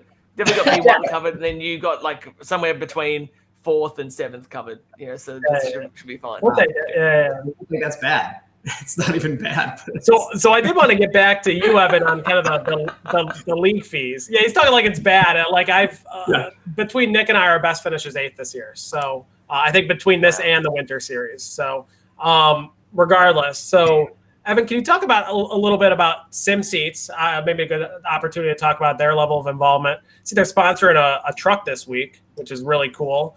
And their level of involvement. You talk about how the fee for the year is only $35. You talk about the broadcast fees for RaceSpot TV, and obviously I know you're involved there, so I don't know how that works, right? But you take 35 times the number of drivers in the field, and there's a big differential in how much it costs to broadcast 36 races with the IROC series on RaceSpot TV, top of all the other, the surprise gifts for the All-Star race, and the championship belt and all stuff like that. So how do you make that happen? Because honestly, it's pretty incredible. Yeah, so the only if it was up to me, I would just not charge anything. But I think part of me would think that even if we didn't need people to pay to run, I would still do like $5 just because in a lot of the free to enter leagues, people just like do one race and leave. Yeah. So you do want people to have a vested interest, like you have a vested interest, but it's all just to cover the cost. So like you'll take the driver fees, and that probably gets us to maybe close to half. I mean, if you go on RaceSpot TV, so this is public information. So you go if you want to get a league race broadcasted on RaceSpot TV, I think the fee for like a minimal broadcast is like $275 a broadcast, right? So it's a lot of money. Times that by 36, and this is like a lot of money, right? That the driver fees obviously aren't covering. So obviously SimSeats has been a great partner to cover whatever they are. Yeah, and well, when we talk about brands, and I did my little rant about how these brands want to make their logo bigger, just get involved more. Like SimSeats is a great partner to sponsor for this because it's like it makes sense, right? Like people who watch it is going to be interested in sim racing, they're going to be interested in sim equipment. There's a lot of these leagues are sponsored by their uncle's truck service or whatever, which is cool, but there really isn't no return on investment for those people, right? So I think it was awesome that we had SimSeats come on board. I met Zach when they were on a truck at the Las Vegas Motor Speedway a couple years back. So that's how I met Zach from SimSeats, and obviously just talking with him through the Coke stuff, and reached out and said, hey, this is what we're doing. And it's the combination of the driver fees plus the sponsorship gets us just to that number where we can squeak it out. And then sometimes the trophy is a little bit in the pocket because it's not covered by the league fund or all these different things. But the goal is just to hit that number. And as long as we can hit the number, eventually, knock on wood, we're going to get to a point where, say, one year we don't get a sponsor or we don't get a big sponsor. And then what do we do with that shortfall? I don't know. But we've been super fortunate to work with all the different partners that we've had over the last 2 to 3 seasons. So it's not possible without them. It's not possible without the drivers. Just real fortunate that we've been able to make it work. And I think RSR has gotten so much more exposure this year than it has in a long time, that I've already had a couple of companies reach out interested in how they can work with us next year. So hopefully that's awesome. that interest stays high and we can continue to keep the entry fees low at about, $1 per race, a little bit more than $1 per race, and still be able to do the broadcasts, because I feel like if we couldn't afford the broadcasts, I would still run the league, but I don't know how many people would run it without the broadcast, right? That's the thing. If you want to run a league, you can go run any league you want. The cool thing about RSR is it's been going on for 10 years and it's been on TV for, better part of those 10 years, if not all of them. So it was one of the first series to have their whole schedule broadcasted on iRacing. So I think that we've been able to continue that is super cool. Just like iRacing, generally speaking, history-wise, is it was one of the first and it's one of the longest running. And I think you got Matt a little excited until you said that you're working with a couple of companies, because this would be the After the Turns Cup Series if he had a say in it. I don't think he would he would give you a blank check and just say whatever you want. Evan, I'm taking it. So if he's probably already DM'd you about it. Is he No. It's going to be a smaller amount of money for the truck series, and it will cover whatever the truck series needs to be, whatever, plus a little bit extra on the top to get Evan a better internet connection. That's a really good deal. What are we doing? So are we having a truck series? Is that going to be a thing that's happening later this year? So the plan is to bring it back on Wednesdays during the end of the regular season for Cup through the playoffs. Because the idea of iRock is we have off weeks to just go and do something that's not that serious and to have some fun with it. So the truck series is going to be like that on Wednesdays. And it's probably going to be like all short tracks. So think your Concords, your Staffords. You might get to some. I'm hearing the wrong tracks. I'm thinking Bristol Dirt, Eldora, Knoxville. Well, Knoxville for sure. You might get something like a Nashville Fairgrounds or Rockingham on there, but definitely these smaller tracks is the idea. So the 98% chance that we'll be running trucks again this fall. Awesome. Now, if you could actually just do like high-speed intermediate ovals instead, if I could just put a request in. I know all those really sound interesting, but so does Atlanta, Chicago, Texas is my favorite track. We can do Auto Club. All of those tracks. That's New Texas. But the trucks drive so much like the Cup cars now. The Cup cars at Texas are basically the trucks at Texas. Exactly. Yeah. That's why I'm very good at that. Sucks. I'm very good at Texas. And I'm He's like, actually that's great. That's like it sucks. Well, that reminds me. Very good. You're very good. That has to be like a relative sort of term, though, right? Like very good in comparison to. Very good in a second and third split during a Wednesday afternoon session. Yes. Very, very good. And now, Evan, I forgot to mention this. I'm gonna be ravaging your hometown for EDC in October, and I'm gonna miss one of the races. So if you'll have me, I do need to do my Monday night race when I'm obviously. I heard this on. Yes. So if you'll have me, I'll sit right in that seat, and I'll be an in race reporter. In race. Running. Yeah, I know how excited this would make me. Like I'll be like Dylan times 10. So I just think about it. I'll just like stick my head in from the side and call the race from over here. Yeah, you call the race over there. I'll run it, and I'll probably crash on like lap 5. But if you'll have me, I'll be very hungover that day. I can already tell you. I actually. Oh, who came over? Oh God, I'm totally drawing a blank. But one of the guys that was in Coke that dropped out and had to go back through Pro last year. How am I forgetting his name? I'm gonna remember as soon as we get off air, and I'm gonna. Yannick Cattell. That's the only one. Had to go back. No. Had to go back through Pro. But Novak. One of the not Gorlinski. Was it Gorlinski? One of those guys was in town, and they couldn't miss the Pro race. Yes. So he actually came over and drove on my sim, so that he could get points. And of course, my setup is way different than his, so he didn't have much luck in it and finished like 20th. But he still completed the race, and it was still a points race, and so that was fun. So a meaningful sim race has taken place in this seat. I wasn't the one driving it, but a meaningful race has taken place here. Guys, he's not saying no. I think if you want, this is a very important race for me. I'm going to be trying to get into the top 30 in points. Again, I got 8th place in the owners. The owner points, Owners. Yeah. Do you have a bonus in your contract for the top 30 in points? That bonus? Actually, I promised Danson. I think I said I'm going to make him a trophy if he finishes 8th, and I'm going to send it to him for 8th place. Oh, I love trophies. Hell yeah. Are you aware of the shipping charges? Well, I'm aware of the shipping charges, but I'm going to put my money where my mouth is. I'll probably just charge them on Venmo for the shipping charges. There you go. Perfectly fine. If I wasn't a no, that's probably a yes. Because if you let me do it, then I don't have to take my pedal and wheels with me to. I think we're staying at the Paris in Vegas.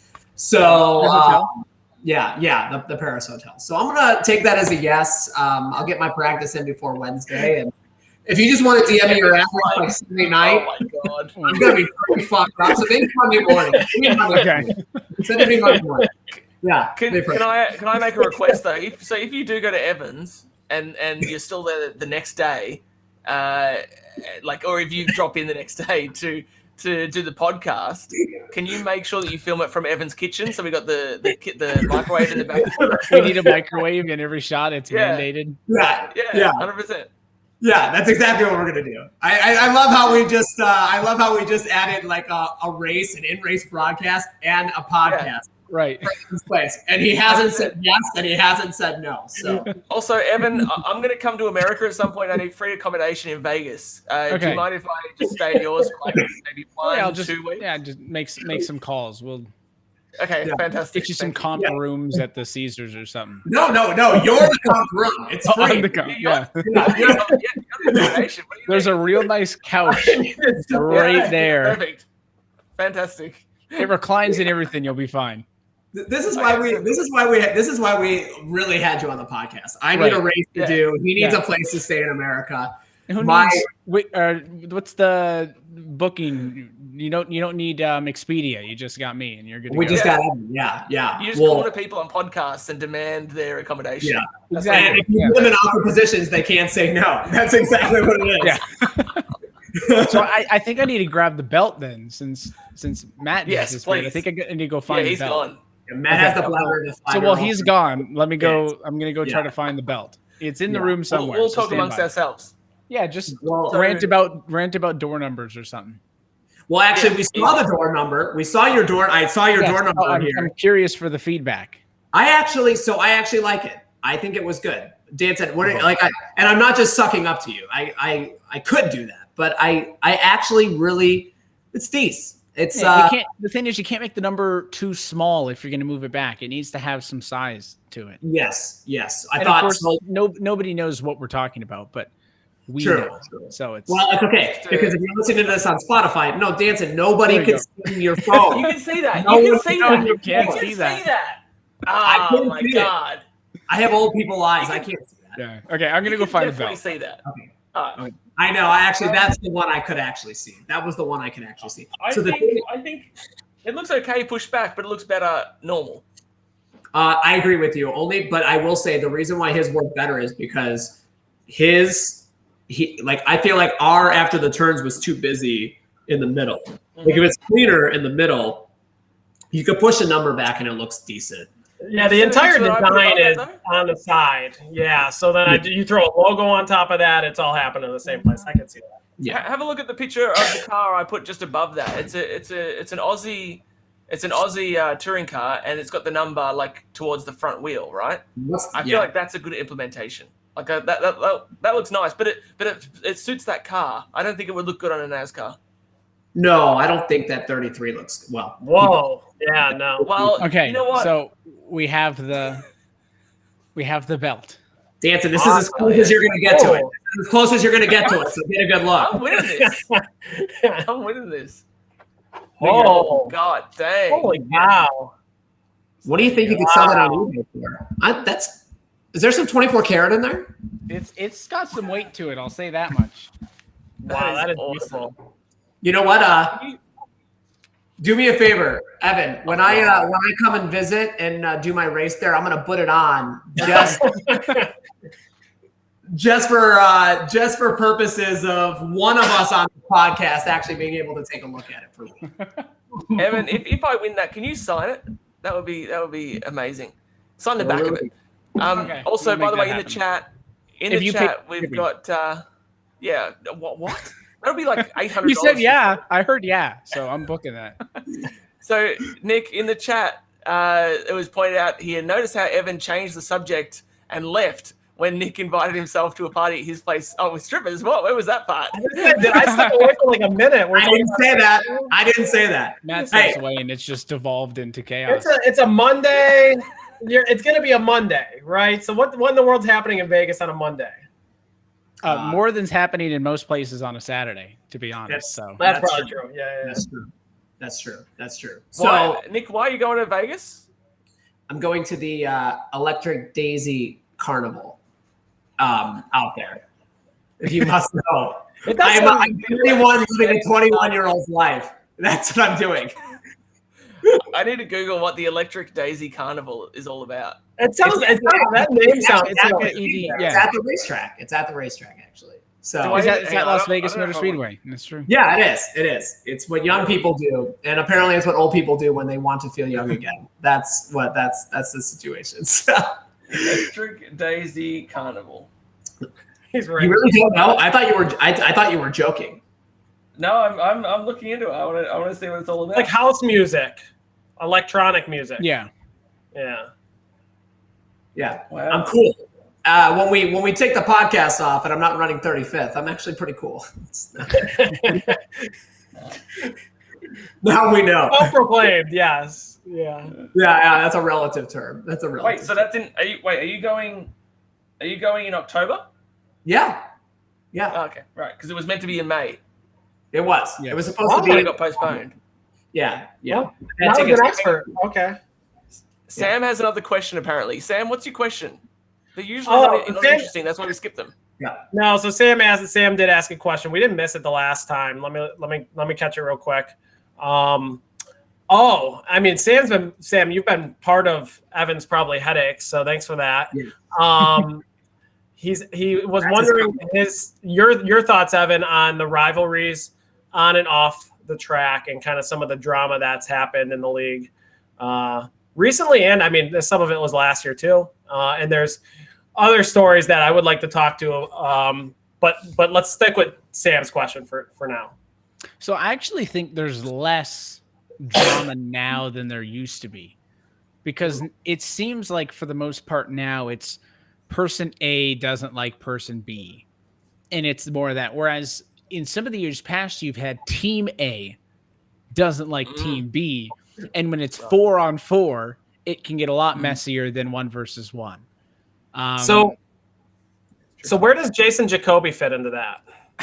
Well, he wasn't. So I was thinking more like the Steel Horses and the Aegises and some of those teams used to butt heads a lot. And they would always, and I think that it started outside of the league, but it just kind of festered in the league a little bit. But I haven't had to suspend many people. Which is nice because when no one's wrecking people, I don't have to spend more time reviewing the races. So please don't wreck each other on purpose, and it makes my life easier.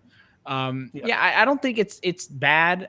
You're always going to have, I think, naturally, guys are competitive, right? So you're going to have butting of the heads. I don't think anything's gotten too far because I think at the end of the day, I think you want to win the races, you want to do good, but it goes back to the point that you guys asked earlier on, why we take so much driver input. And it's because it's just to have fun, right? So hopefully everybody keeps it relatively in line. Yep. So I tried to slide it in there. I'm going to ask it again because someone had asked us to ask you. I know Jason Jacoby was in the league for a few years, and he's a hot name in the iRacing world. He won several races, I think, in 2019. Can you tell us a little bit about that experience? Yeah, so this was like before a lot of stuff happened or came out, I suppose. And I'm going to double check your stats. He won 5 races. Yeah. In 51 starts from 2017 through 19. So he actually ran full time in 19. His other 2 are part-times. But he didn't so at that point we didn't the league Discord's new, right? So I think when we had the league Facebook page, it wasn't as engaged. Just because I think a lot of people don't really go on Facebook that much. So that's why I wanted to make the switch to Discord. So aside from talking to somebody in a post-race interview, at least myself, I didn't really talk with him much. I don't know anybody in the league really hung out with him because he was just on a team on his own. So I can't tell you much aside from just that he was pretty good on track some of the time. Would get in some of those arguments as well with some people, but I probably know. I feel like I know all of you more just having watched the podcast and haven't had him in the league for 3 years, just because I didn't have much interaction outside of the league. So that's why I like the Discord, because I can be involved in a little bit more of the banter and stuff. But we've had some notable names, if you will, and then we've had some big names come through the ranks over the years too. What big names? To be fair as well, so to Matt, Jason, as far as an iRacing person, was pretty sedate. I feel like he used to get into some accidents and stuff, but he was just a regular driver. I think the thing you're referring to is sort of stuff that the was off the track stuff. Extracurricular stuff. Which and I think maybe there was a little attempt to see if there was any drama behind the scenes or anything with him running the league, but it doesn't sound like there was. Yeah, I don't think he I don't think anything carried over. Yeah, he stopped at 19. I mean, he had made it to the round of 8 in that year, so he was good. It wasn't running out, mid-pack fields. I mean, he had speed. He was good. But he didn't really interact with anybody outside of the on-track stuff, which is probably why he only did the one full-time year, right? Because he was just kind of on his own, I feel like, a lot of the time. So actually, you kind of bring up the points. I am curious. As an announcer, I'm sure that this league started off as at least some sort of playoff system. Do you like the new playoff system, the new or IST playoff system that we have? Do you like a full season points? I know Danson's very old school, so I don't think he's a huge fan of what we have going on right now. But I feel like as an announcer, the eliminations probably are a good thing. But what are your thoughts on that? Yeah. Oh, and I heard you ask for notable people. So Landon Huffman was the inaugural Cup champion back in 2012. Oh, wow. There's been a half a dozen ish Coke guys run Okay. over the years. Malik Ray did part-time last year. Actually wanted to run this year, but he missed the sign-up list. And I didn't give him special treatment. I told him wait list like everybody else. He's on the wait list. So he wants to do some part-time stuff. Guys like Michael Guerrilla drove. So there's been some big names, of course. You know, the Matt Danson has driven in the league, drives in the league. Never heard of him. Who's that? He's amazing. But like Drew and Yeah. Dylan and some of those guys do the the Road to Pro stuff as well. But like, so our playoff system for RSR isn't an identical copy of what it is for the Cup Series, right? So like, we don't do the playoff points, which is the big thing. And I'm not a fan of the playoff points. I just feel like the same reason why I decided to go a little bit simpler with our All-Star format is like with NASCAR's All-Star format, there was just so much going on with it this year. I feel like it's the same with the playoffs. It's just a little bit overcomplicated with playoff points and all this kind of stuff. From an announcing perspective, the elimination rounds are great because you always have something to talk about. There is no chance that there's going to be a race where nothing's happening. There's the win and you're in. So from a broadcast perspective and putting on a show perspective, it's great. Competition wise, I believe my favorite iteration was just the 10 drivers, 10 round playoff.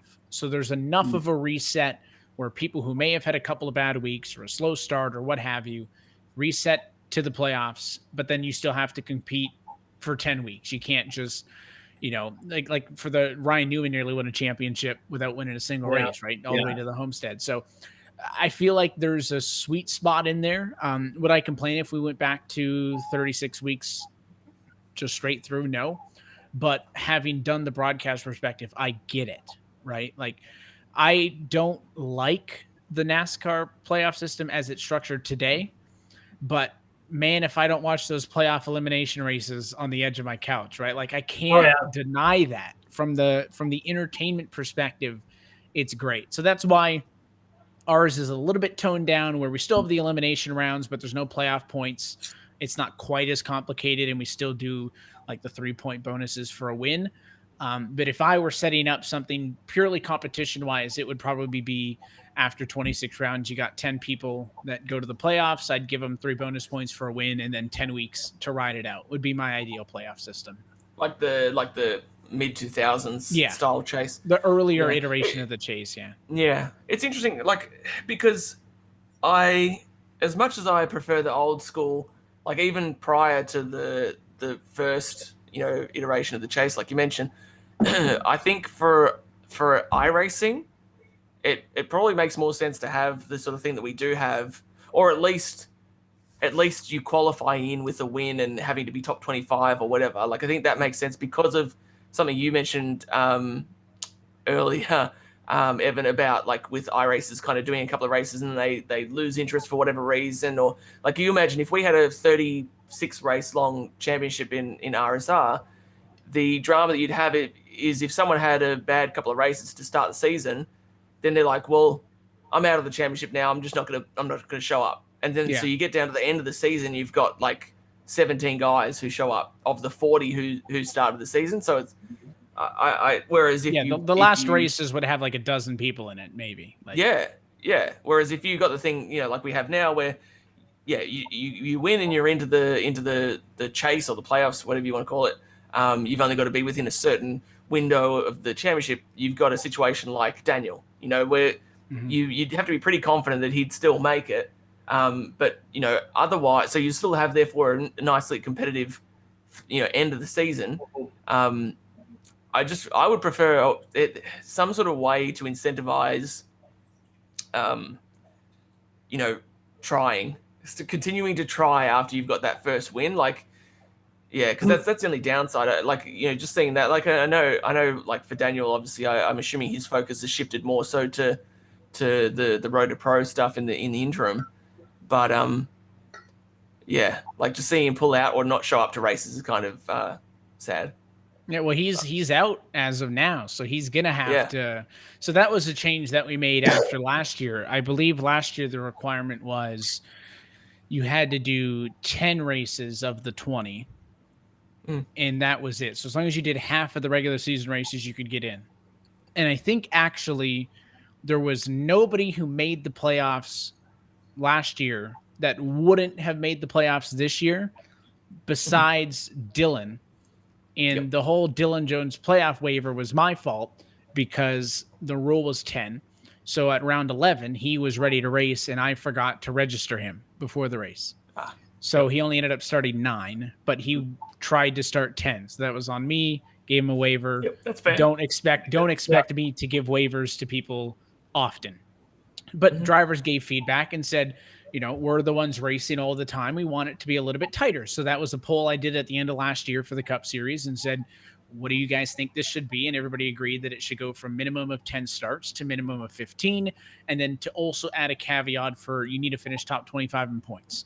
So like Dylan right now, having left the other race early, is down to 28th in the points, which is about, I'm looking, I'm not just guessing, is 13 points behind Stanford, who's got the last spot, P25, to be eligible. If Daniel races the races that he needs to, I think he gets that, no issue. But it is forcing him to compete. So I do think, in effect, that does work, and that goes back in with the driver feedback. Is I wouldn't have made it so strict for 15 starts, because I think most of the time, if you're going to start 12 races, you're probably going to start 16. There's the bigger fall off where you have guys that only do like 4 or 5. And I think that on our minimum of 10 starts last year, it was below it. So that's not a change that I would have made, but drivers pretty overwhelmingly said we wanted it to be stricter. I think it was in the 80% range on the poll. So we made that change. So at the end of every year, I'll always say, suggestions on what you guys want. And then I'll do a little poll and kind of see what the driver feedback is. And always. So we followed the NASCAR schedule. We followed the NASCAR, format for the most part, but it's not 100% identical because not everything for the real life translates best for our needs on the sim. So that's why we do stray in some small spots like that. One of the things that is missing is stages. Have you ever thought about adding maybe one stage in there? The races are long enough for stages. I think we've done, I don't know if we had a poll on the stages. I think we polled on stages and it was almost a yes. I think the no's just won out. I think I would be more open to the stages if we did it differently than NASCAR did them. So like right now you can't set up a stage in the sim. Yeah. So it would be, I'd have to manually throw it. And my concern would be I'd forget to put it at the exact right time since I'm also broadcasting at the same time. That would be a concern. If you could do it automatically in the sim, then maybe. I wouldn't be against the idea of just going back post-race and like having a stage but no caution. Yeah. And these guys at this point, you get bonus points, but we don't stop the race for it. So like there are things that I'm open to. Am I dying to add stages? No. But if like for that restrictions for the playoff eligibility, if drivers vote at the end of the year and overwhelmingly you guys want them, then I'll figure out a way to incorporate it that fits our structure. No. So make sure you vote no. That poll is going to come up. So when it comes up at the end of the year, make sure you vote no. All right. Well, let's start campaigning. I'm going to start campaigning. I'm going to put my numbers back. I'm going to put it as far back as I can so that everything along the side of the car just says, this is vote no on stages. God, no stages. Yeah. The only thing, if we absolutely had to have stages, I would agree that the whole like no yellow thing would be ideal. But I don't understand what purpose it serves for us to add it. Like if you're going to do that, what we might as well just do is 2 heats and a feature. Because that's essentially all you're really doing. Some strategy, possible pit strategy, right? So I think you see a lot of it at the end of the stage is people stay out, try to get stage points. You got the slow guys or the old tires up front versus new tires behind them, stuff like that. I think it adds an element in real life NASCAR. Certainly, as someone who's in the back, I'd love an excuse to be up front for a little bit and maybe race for something. Be creative. It's like a superficial fake strategy, and like I don't understand. I feel like you're there to do a race, right? Like you're there to win that race. So if you want to make stages to make a shorter race, then just have 3 races of 20 laps. You know what I mean? Like, but why do that? Just have one race and you win that race. if there's the whole idea, I guess, is if there's a caution for a stage, then there is strategy. Because you can decide, do I want the stage points now and pit after, or do I, do whatever, pit before, screw the stage points, but benefit my track position for later in the race. If you get rid of the caution element of the stage, which is what a lot of people don't like, is, artificially stopping the race. If you get rid of that, then there is no longer any strategy around the stage. The guys in the top 5 are going to get the stage points. They're probably going to be the guys towards the top 5 at the end of the race. So you solve one issue by eliminating the yellow, but then you get rid of the strategy and it's just more bonus points. So that's why there's no perfect answer to. Yeah. That's why we just don't do it right now. Yeah. And our races, the last, so like 2019 and 20, we strayed a little bit shorter on the race lengths. But on feedback last year, this year, we moved everything back up to 50% of the cup races. Normally we don't have an issue with the clock. But we did have a clock issue at Charlotte. It just happened to make the race exciting because Brian won it based on the clock. But I think next time we have a longer race like that, we'll actually bump up our 2-hour clock to let the race run out. Because in most times, if we're going 2 hours, we're going too long. For that Charlotte race, we probably should have had an extra 30 minutes. So that'll probably be an adjustment for next year. Is if we probably going to end up running 300 miles at Charlotte, we'll bump the clock up to let that longer race play out as it should. Because there were, we could have made it, but I don't think it was a ridiculous amount of yellows that caused us to hit that clock. So I know nobody asked about the clock, but I just randomly thought about that. So fair point. Well, I think also. Well, Evan, I think before Nick jumps in. Okay, I'm giving you so much grief, Nick. I'm sorry. I think it's important to say though as well. It's probably a good time. It's better time as any. But I think I speak for pretty much everyone as far as thank you for putting everything on and all of the stuff you do, because obviously doing the polls, that sort of thing. You definitely don't have to. You could just make the decision whether it's all-star, different rules, the arrangements, that sort of thing. It's cool that you reach out to everyone, and it's definitely very much appreciated.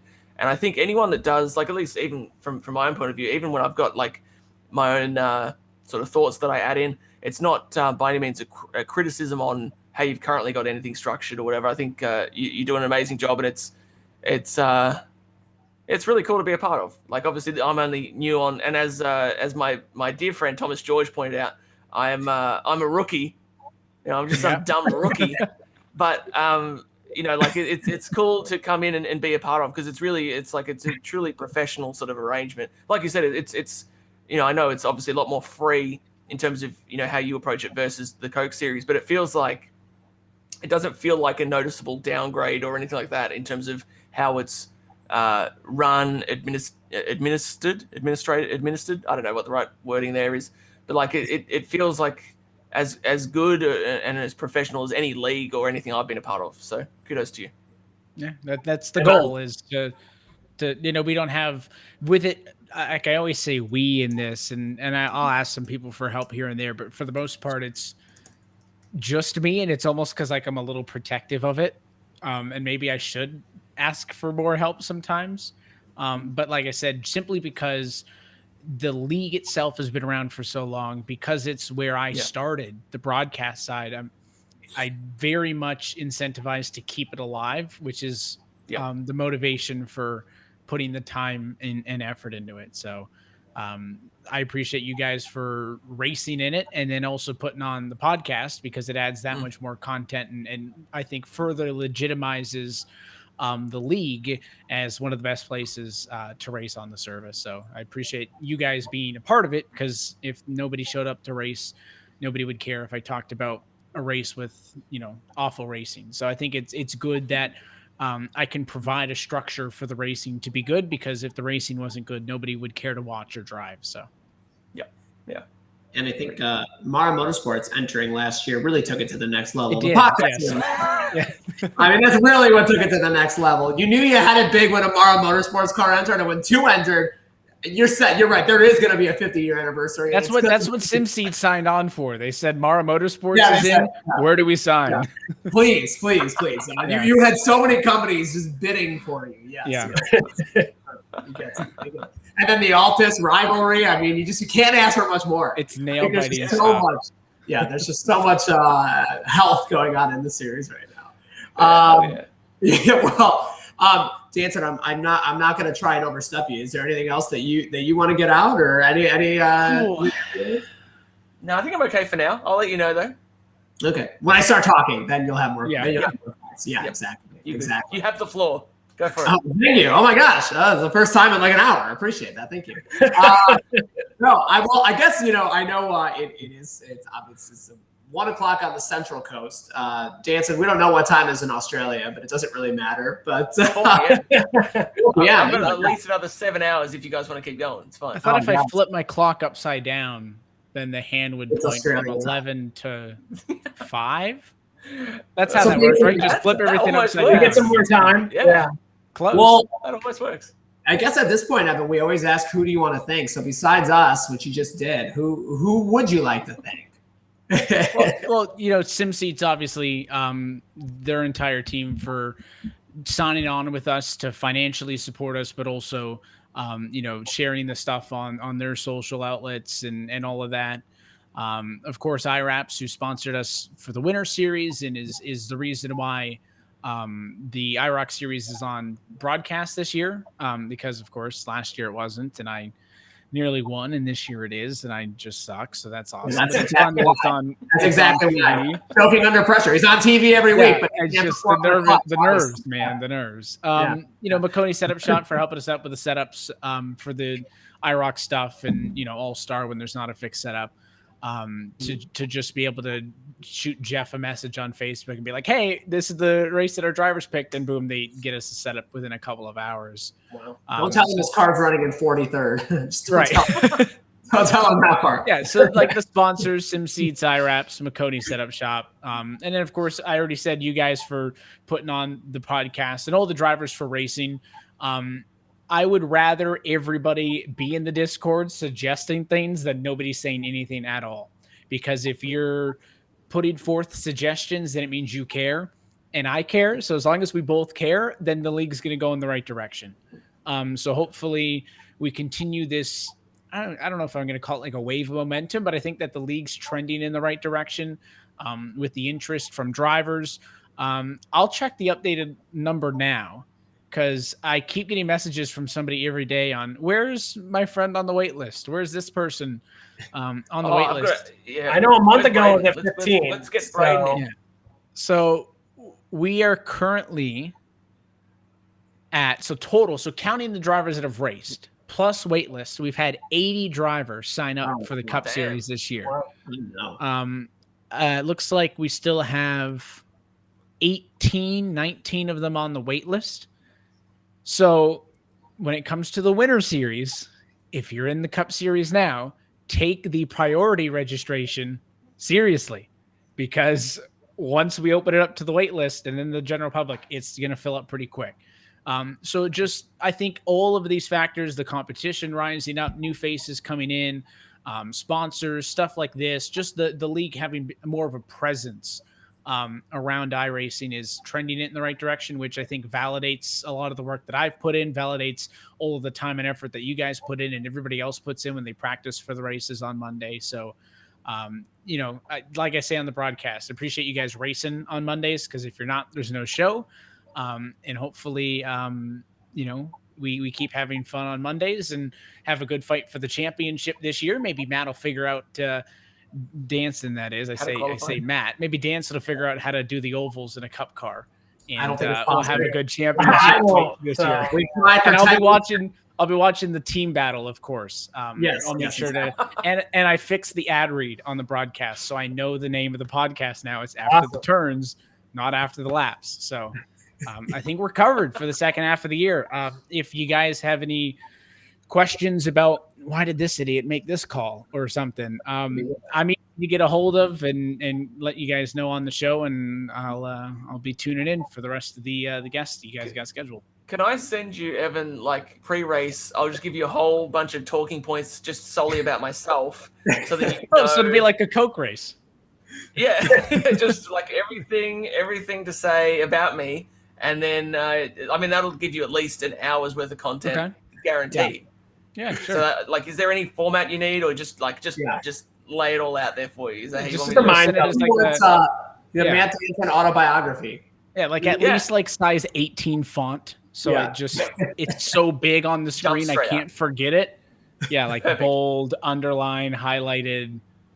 Done. Just make sure you speak American because or actually put some good like Aussie like phrases or something in there, and then I say speak American because I think it's a joke to me because I'm Canadian. So all my Canadian friends say I sound like an American, and a lot of my American friends say like you say house weird and like stuff like that. So you're saying Canadian. So you I can only curse in American. That's where I get my accent honed is by swearing. So I can't even show you how I sound American. So we just need to listen to you during a Q session, and we'll hear. Yeah, exactly.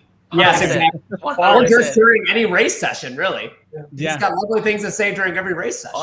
You know what? Wait, where's next race? Is it Nashville? Yeah. Yes. I haven't done a lap there, but I'm is so funny. Make sure I win. I'm so happy it made it onto the sim because I really did not want to do the Pocono doubleheader, which was the backup idea. But it was a disaster last year too. Pocono I had asked iRacing in January if they were going to scan it. And I had the DL answer that it was, which is why it had been on the schedule all year. And then with the Chicago Street Course coming up, they had to focus all their art attention to that for the TV show. Yeah. That they weren't sure Nashville was going to be done in time. And I'm like, oh God, please finish it. So my gamble paid off because it gets the date on the calendar that I set it at in February. So made me look smart. But if Danson get the oval call ready for when Danson wins on an oval. Danson, maybe you could. I'm gonna win this race. When he wins, he's calling a shot. He's gonna run a lap, and he's already decided he's gonna win at Nashville. And when I lap you, Nick, I'm gonna net code you straight into the wall so hard that you won't know what just got you. Maybe I'll net code you from the lead straight into the wall. I did that. I did the NASCAR. I'm gonna be on the drivers meeting video this week. I'm basically famous at this point. I did that. Guys, big time now. See, RSR making moves. Yeah. Exactly. You're talking to a 6th place finisher right here. So just so you know. So I'm pretty sure it might take you like a fuel run and a half to lap me. So don't act like it's gonna happen that fast. Yeah. But get the call ready. Yeah, get the call ready for Danson. Throw in a couple of Australian references. You'll figure it out. You're literally a professional, Evan. You can figure out a good oval call for it. But you got to act so surprised. I've had enough weeks to mentally prepare for it, so it better be good. Just act like it's like it's a shock. You never thought it would happen. It's going to be one of the most intense calls you've ever made. 20 years of trying, 20 years of frustration. Exactly. Please. I want that type of energy. Matt Danson is finally a Cup Series oval winner. Yes, please. That race might be my first race on triples. So I like Matt. You're going back. You're going off the VR. Yeah, I'm going to VR, and I love it. I stand by it, but I've been coaxed into trying out triples. That's actually what's behind me here. I've been building my screen mounts. But I got one screen there, one screen there. The third screen, even though I ordered them at the same time, the third screen's gone AWOL. So hopefully that arrives. Probably with the trophy. Yeah, exactly. Right. It's just gone to like the pit of just emptiness. Curved or flat monitors? Flat. I was told that curved can make the image slightly distorted, and it's not an ideal scenario. But they're 144 hertz. The 1 millisecond response time and all that sort of jazz. 27-inch. So that's cool. So hopefully that gives me, because my only issue with VR is that you don't get that peripheral vision. Like you're very centralized. It's like looking at a single monitor unless you turn your head, and sometimes that's a bit awkward. So hopefully that will help with situations of when people bounce off the wall next to me and come down into me on the straight. I'll be able to see that earlier and not get wrecked. Yeah, exactly. You're talking about the difference between running P6 and P7 on Monday, Danson. Well, I know. So Sam reckons that Evan's call is going to basically just be commentating me running, just outside the top 5. I think that's terribly unfair. But you You have haven't 12 ran a lap degrees yet. of How do you have this very level good. of confidence? I am super confident. I haven't done a lap yet, but I just feel it in my loins that I'm gonna break out of the slump. And That's the kind of phrase I need on the pre-race notes. There you go. Yeah. Can you please He send felt that? it in his loins, and now he's an awful winner. Yeah. Well, and I'm team triples, so I'm with you on that. I've got 27s as well. So, but curved. You like so that? I don't know if that's a hot take. Curved. Do you get that? Do you get that distortion or no? I don't see an issue with it. I think ideally, if I drove, my setup would be an ultra wide, and then 2 top monitors that are like a typical 16:9. But just for broadcast purposes, the triples, and then I have a 4th screen up top in the middle works better because my side monitors, when I'm not streaming, I flip them portrait. So it's like the document size. So it's easy to read stuff on the left and right. Yep. But the first time I got triples, I had like a headache for like a week straight. My brain did not know what was happening. And now I just can't race on a single monitor. I'll go through the 10-minute process of readjusting all the other things, even just to like screw around with my friends in hosted, because I'm so used to the triples that the single feels so arcadey to me. So once I go triples, I can't go back. I'm 100% in. I feel kind of like I'm cheating on all my VR friends, like Matt I feel like you're cheating on me. Everyone else. Yeah, exactly. Like it just feels. I feel kind of dirty, but I don't know. I wanted to give it a try. I am jealous of Sam. He's got the Pimax, so he's got that full range of view. But I don't know.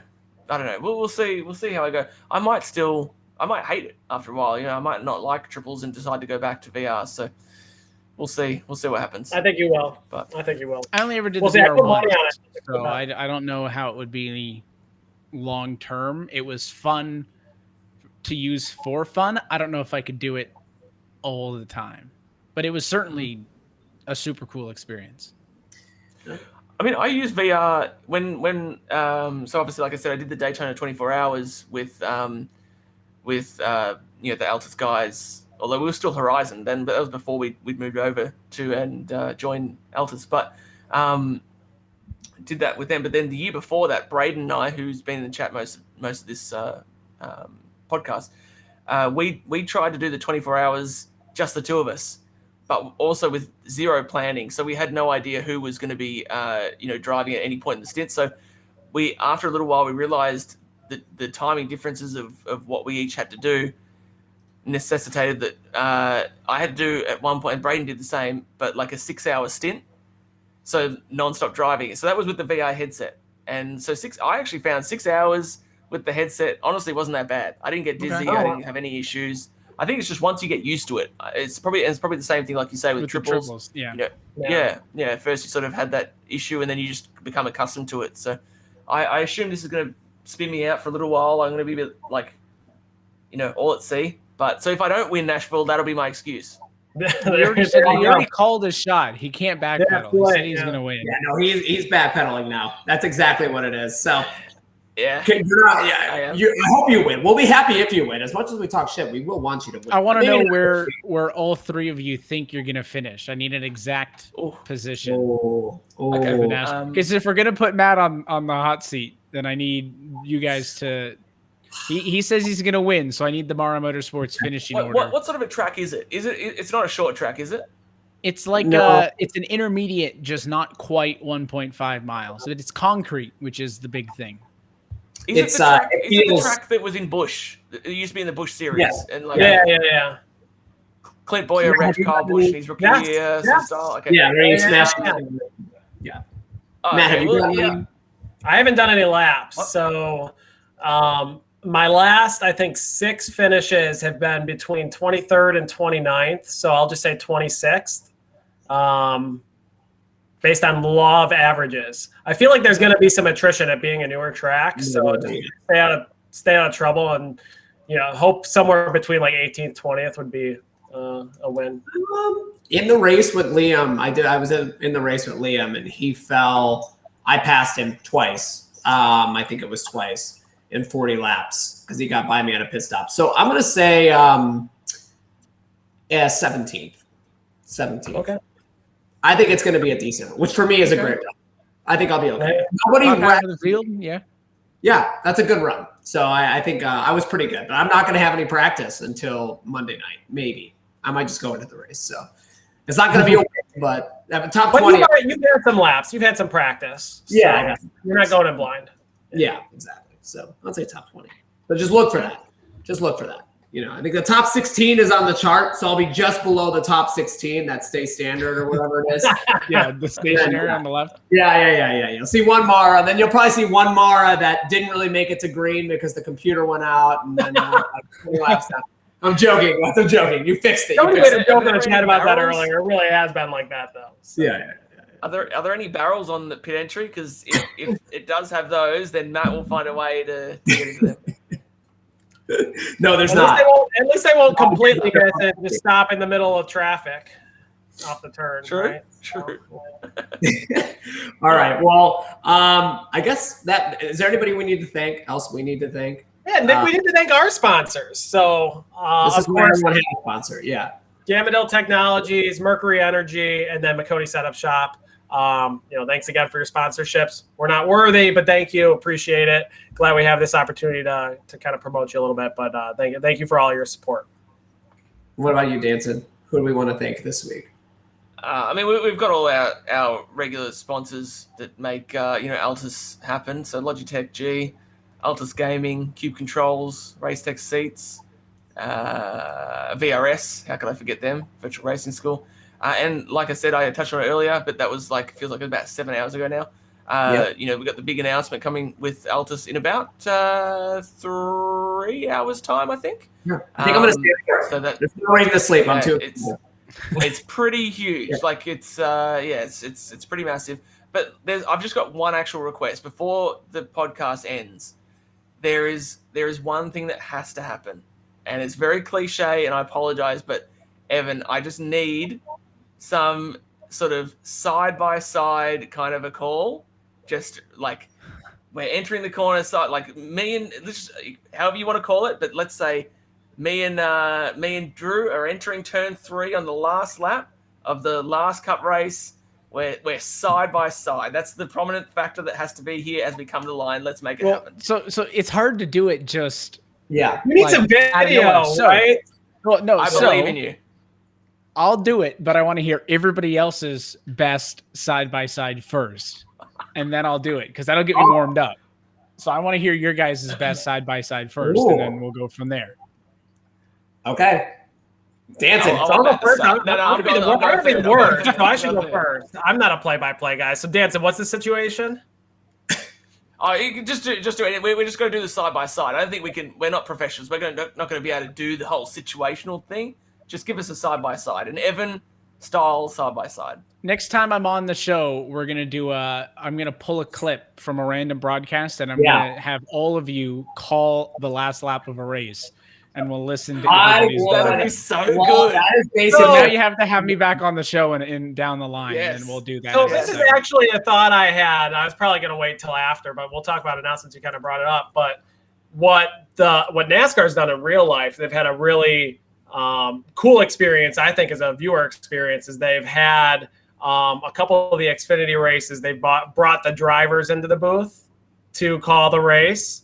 And I think maybe there's an opportunity with the IROC races where you and Dylan are both in the cars to maybe do a swap with the three of us, maybe in the booth. Just a random thought that would be really cool. The drivers call the race and the announcers are in the cars. So just a thought there. I think that would be pretty entertaining. I think we put a pretty good show on here each week. I think we'd be pretty entertaining to listen to on the broadcast. I don't hate it. I would love to hear that. That'd be hilarious. Drivers only. Who would do the pits? Steve. It's got to be somebody who doesn't do the IROC because they take themselves. Steve will do our pits. Danson takes himself too serious to do the IROC, so it's got to be him. It's got to be you three. Yeah, that's what I was saying. The three of us. The three of us are in the booth. I don't know how we split us up, but we broadcast race somehow. I think that'd be pretty awesome. Well, no, we need someone that knows what they're doing to commentate. But I would love to come in there as an additional person on any. I actually was going to put my hand up to come in on the All-Star one. If you had to just thrown it to me to be like, hey, you didn't know what time the race started, but come in and give us some comments.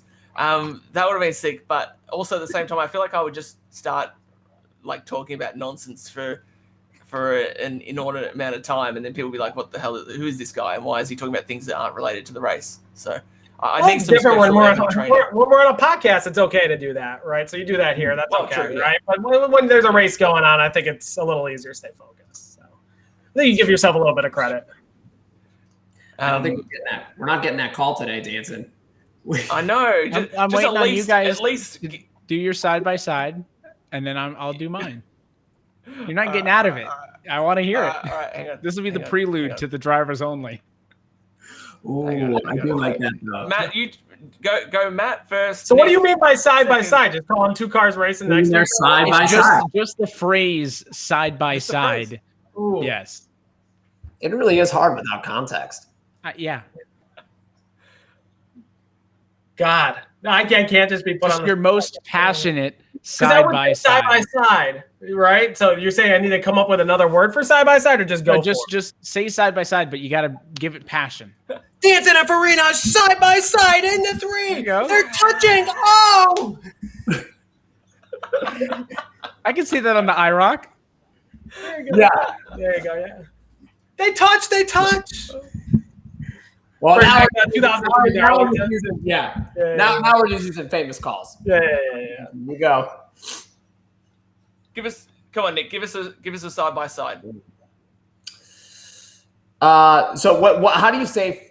Just the phrase. You just gotta just two cars are racing against each other. It's an intense battle. You gotta try. Okay. You're doing your best, Evan.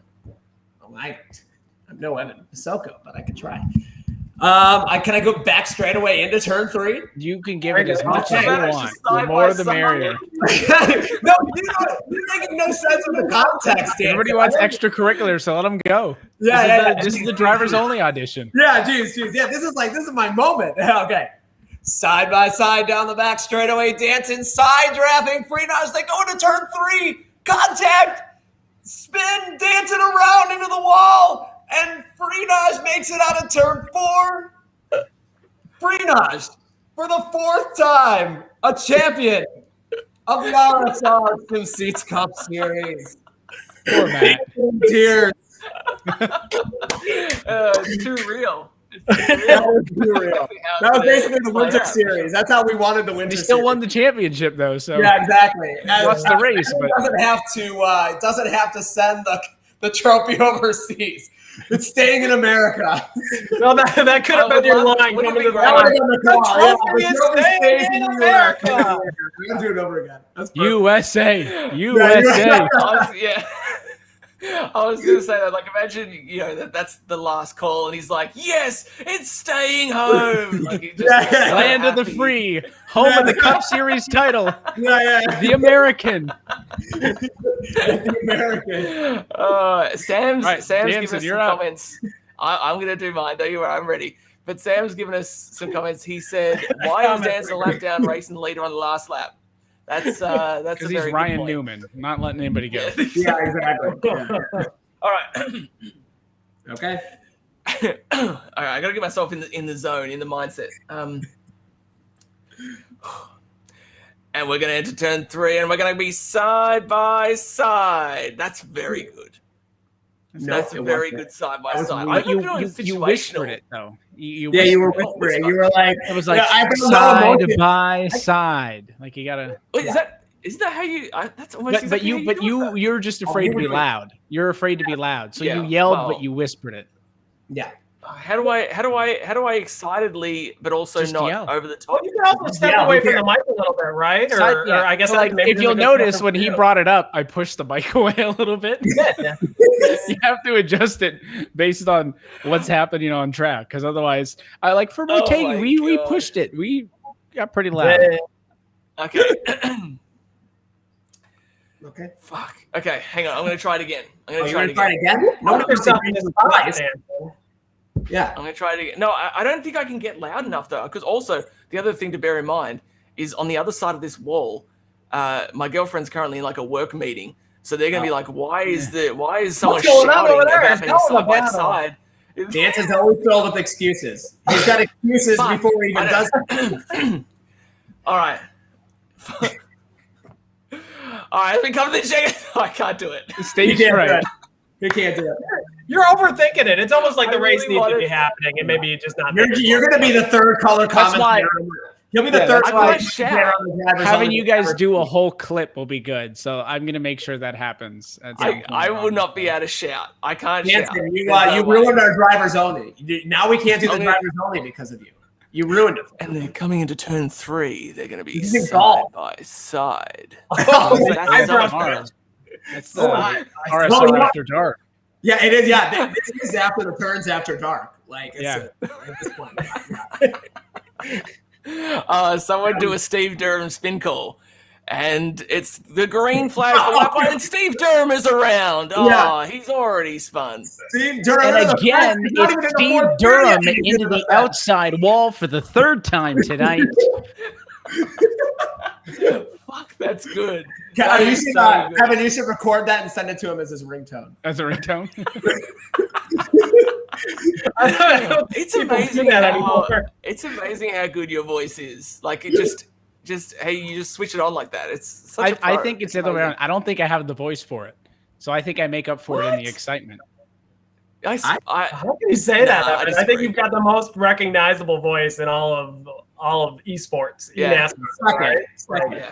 After the turns co-host. Nick Marr. Second, Evan Posocco. Yeah, I don't know how the side-by-side came to be the thing, but that's the thing that everybody knows. It's so good. But I feel like other people have tried to commandeer that from you. They other people do definitely chuck in lots of side-by-sides, but it's the drag out. The length of the side by side. It's not side by side. It's the side by side. Like, you have to drag out the eyes. That's how you do it. Now, it's not 100% all the time, though. Like, if it's early in the race, it's just they're going to be side by side. But like, you have to emphasize it. So like, you don't emphasize the words before it or after it more. It's like, so like, battle for second place goes off into turns number 3 and 4. They're side by side for the race lead. Like, you slow it down, you emphasize it, and punch it home, and that's where it's the money maker. Do you think of that? Were you like, this is going to be my thing? No, it just sort of happened. I mean, well, luckily cars are side by side a lot. That's in this kind of racing, it's helpful. Actually, I've got one more question. I know we've taken heaps of your time, but I just got one more question. Do you have, in all your years, do you have a favorite call or a particular call? I had that question within iRacing related, but like, like one that sticks out to you that you're especially like proud of, I guess, or that was the most exciting for you, either or. I think that the first, so the 19 Coke finale on NBC was good. Yeah. When Novak won. That was a good call. Because it was exciting. Of course, I feel like I sounded 10 years younger than I do now, and it was only 2 years ago. So that's why I can like never go back on anything. They play that in the commercials, though. They play like in the racing commercials. So I liked that one. That was cool because then I went to a race and they played it during the pre-race. Oh, so Phoenix last year, I was at the championship race, and they did a highlight package of the Coke Series thing, and it's just like casually playing during the pre-race show at Phoenix, and I'm just sitting there on my seat like, oh, that's cool. Yeah. But any of the TV stuff is cool just because it's such a cool opportunity, and I'm happy I didn't like choke on my tongue because that would have been unfortunate. So at least I didn't blow it up. Do you ever get recognized? Do you get recognized? At NASCAR a couple times. I actually get recognized more at Monster Jam than NASCAR stuff. But I haven't been to as many races, of course, in the last couple years because of everything. So hopefully getting to more stuff coming up. But so I think the first race that was on TV was that Iowa? The All-Star. Yeah.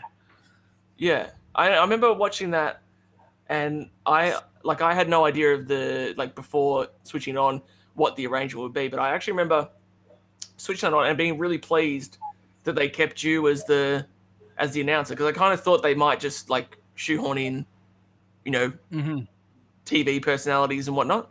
But that must have been a thrill to get to, to show your wares on TV like that.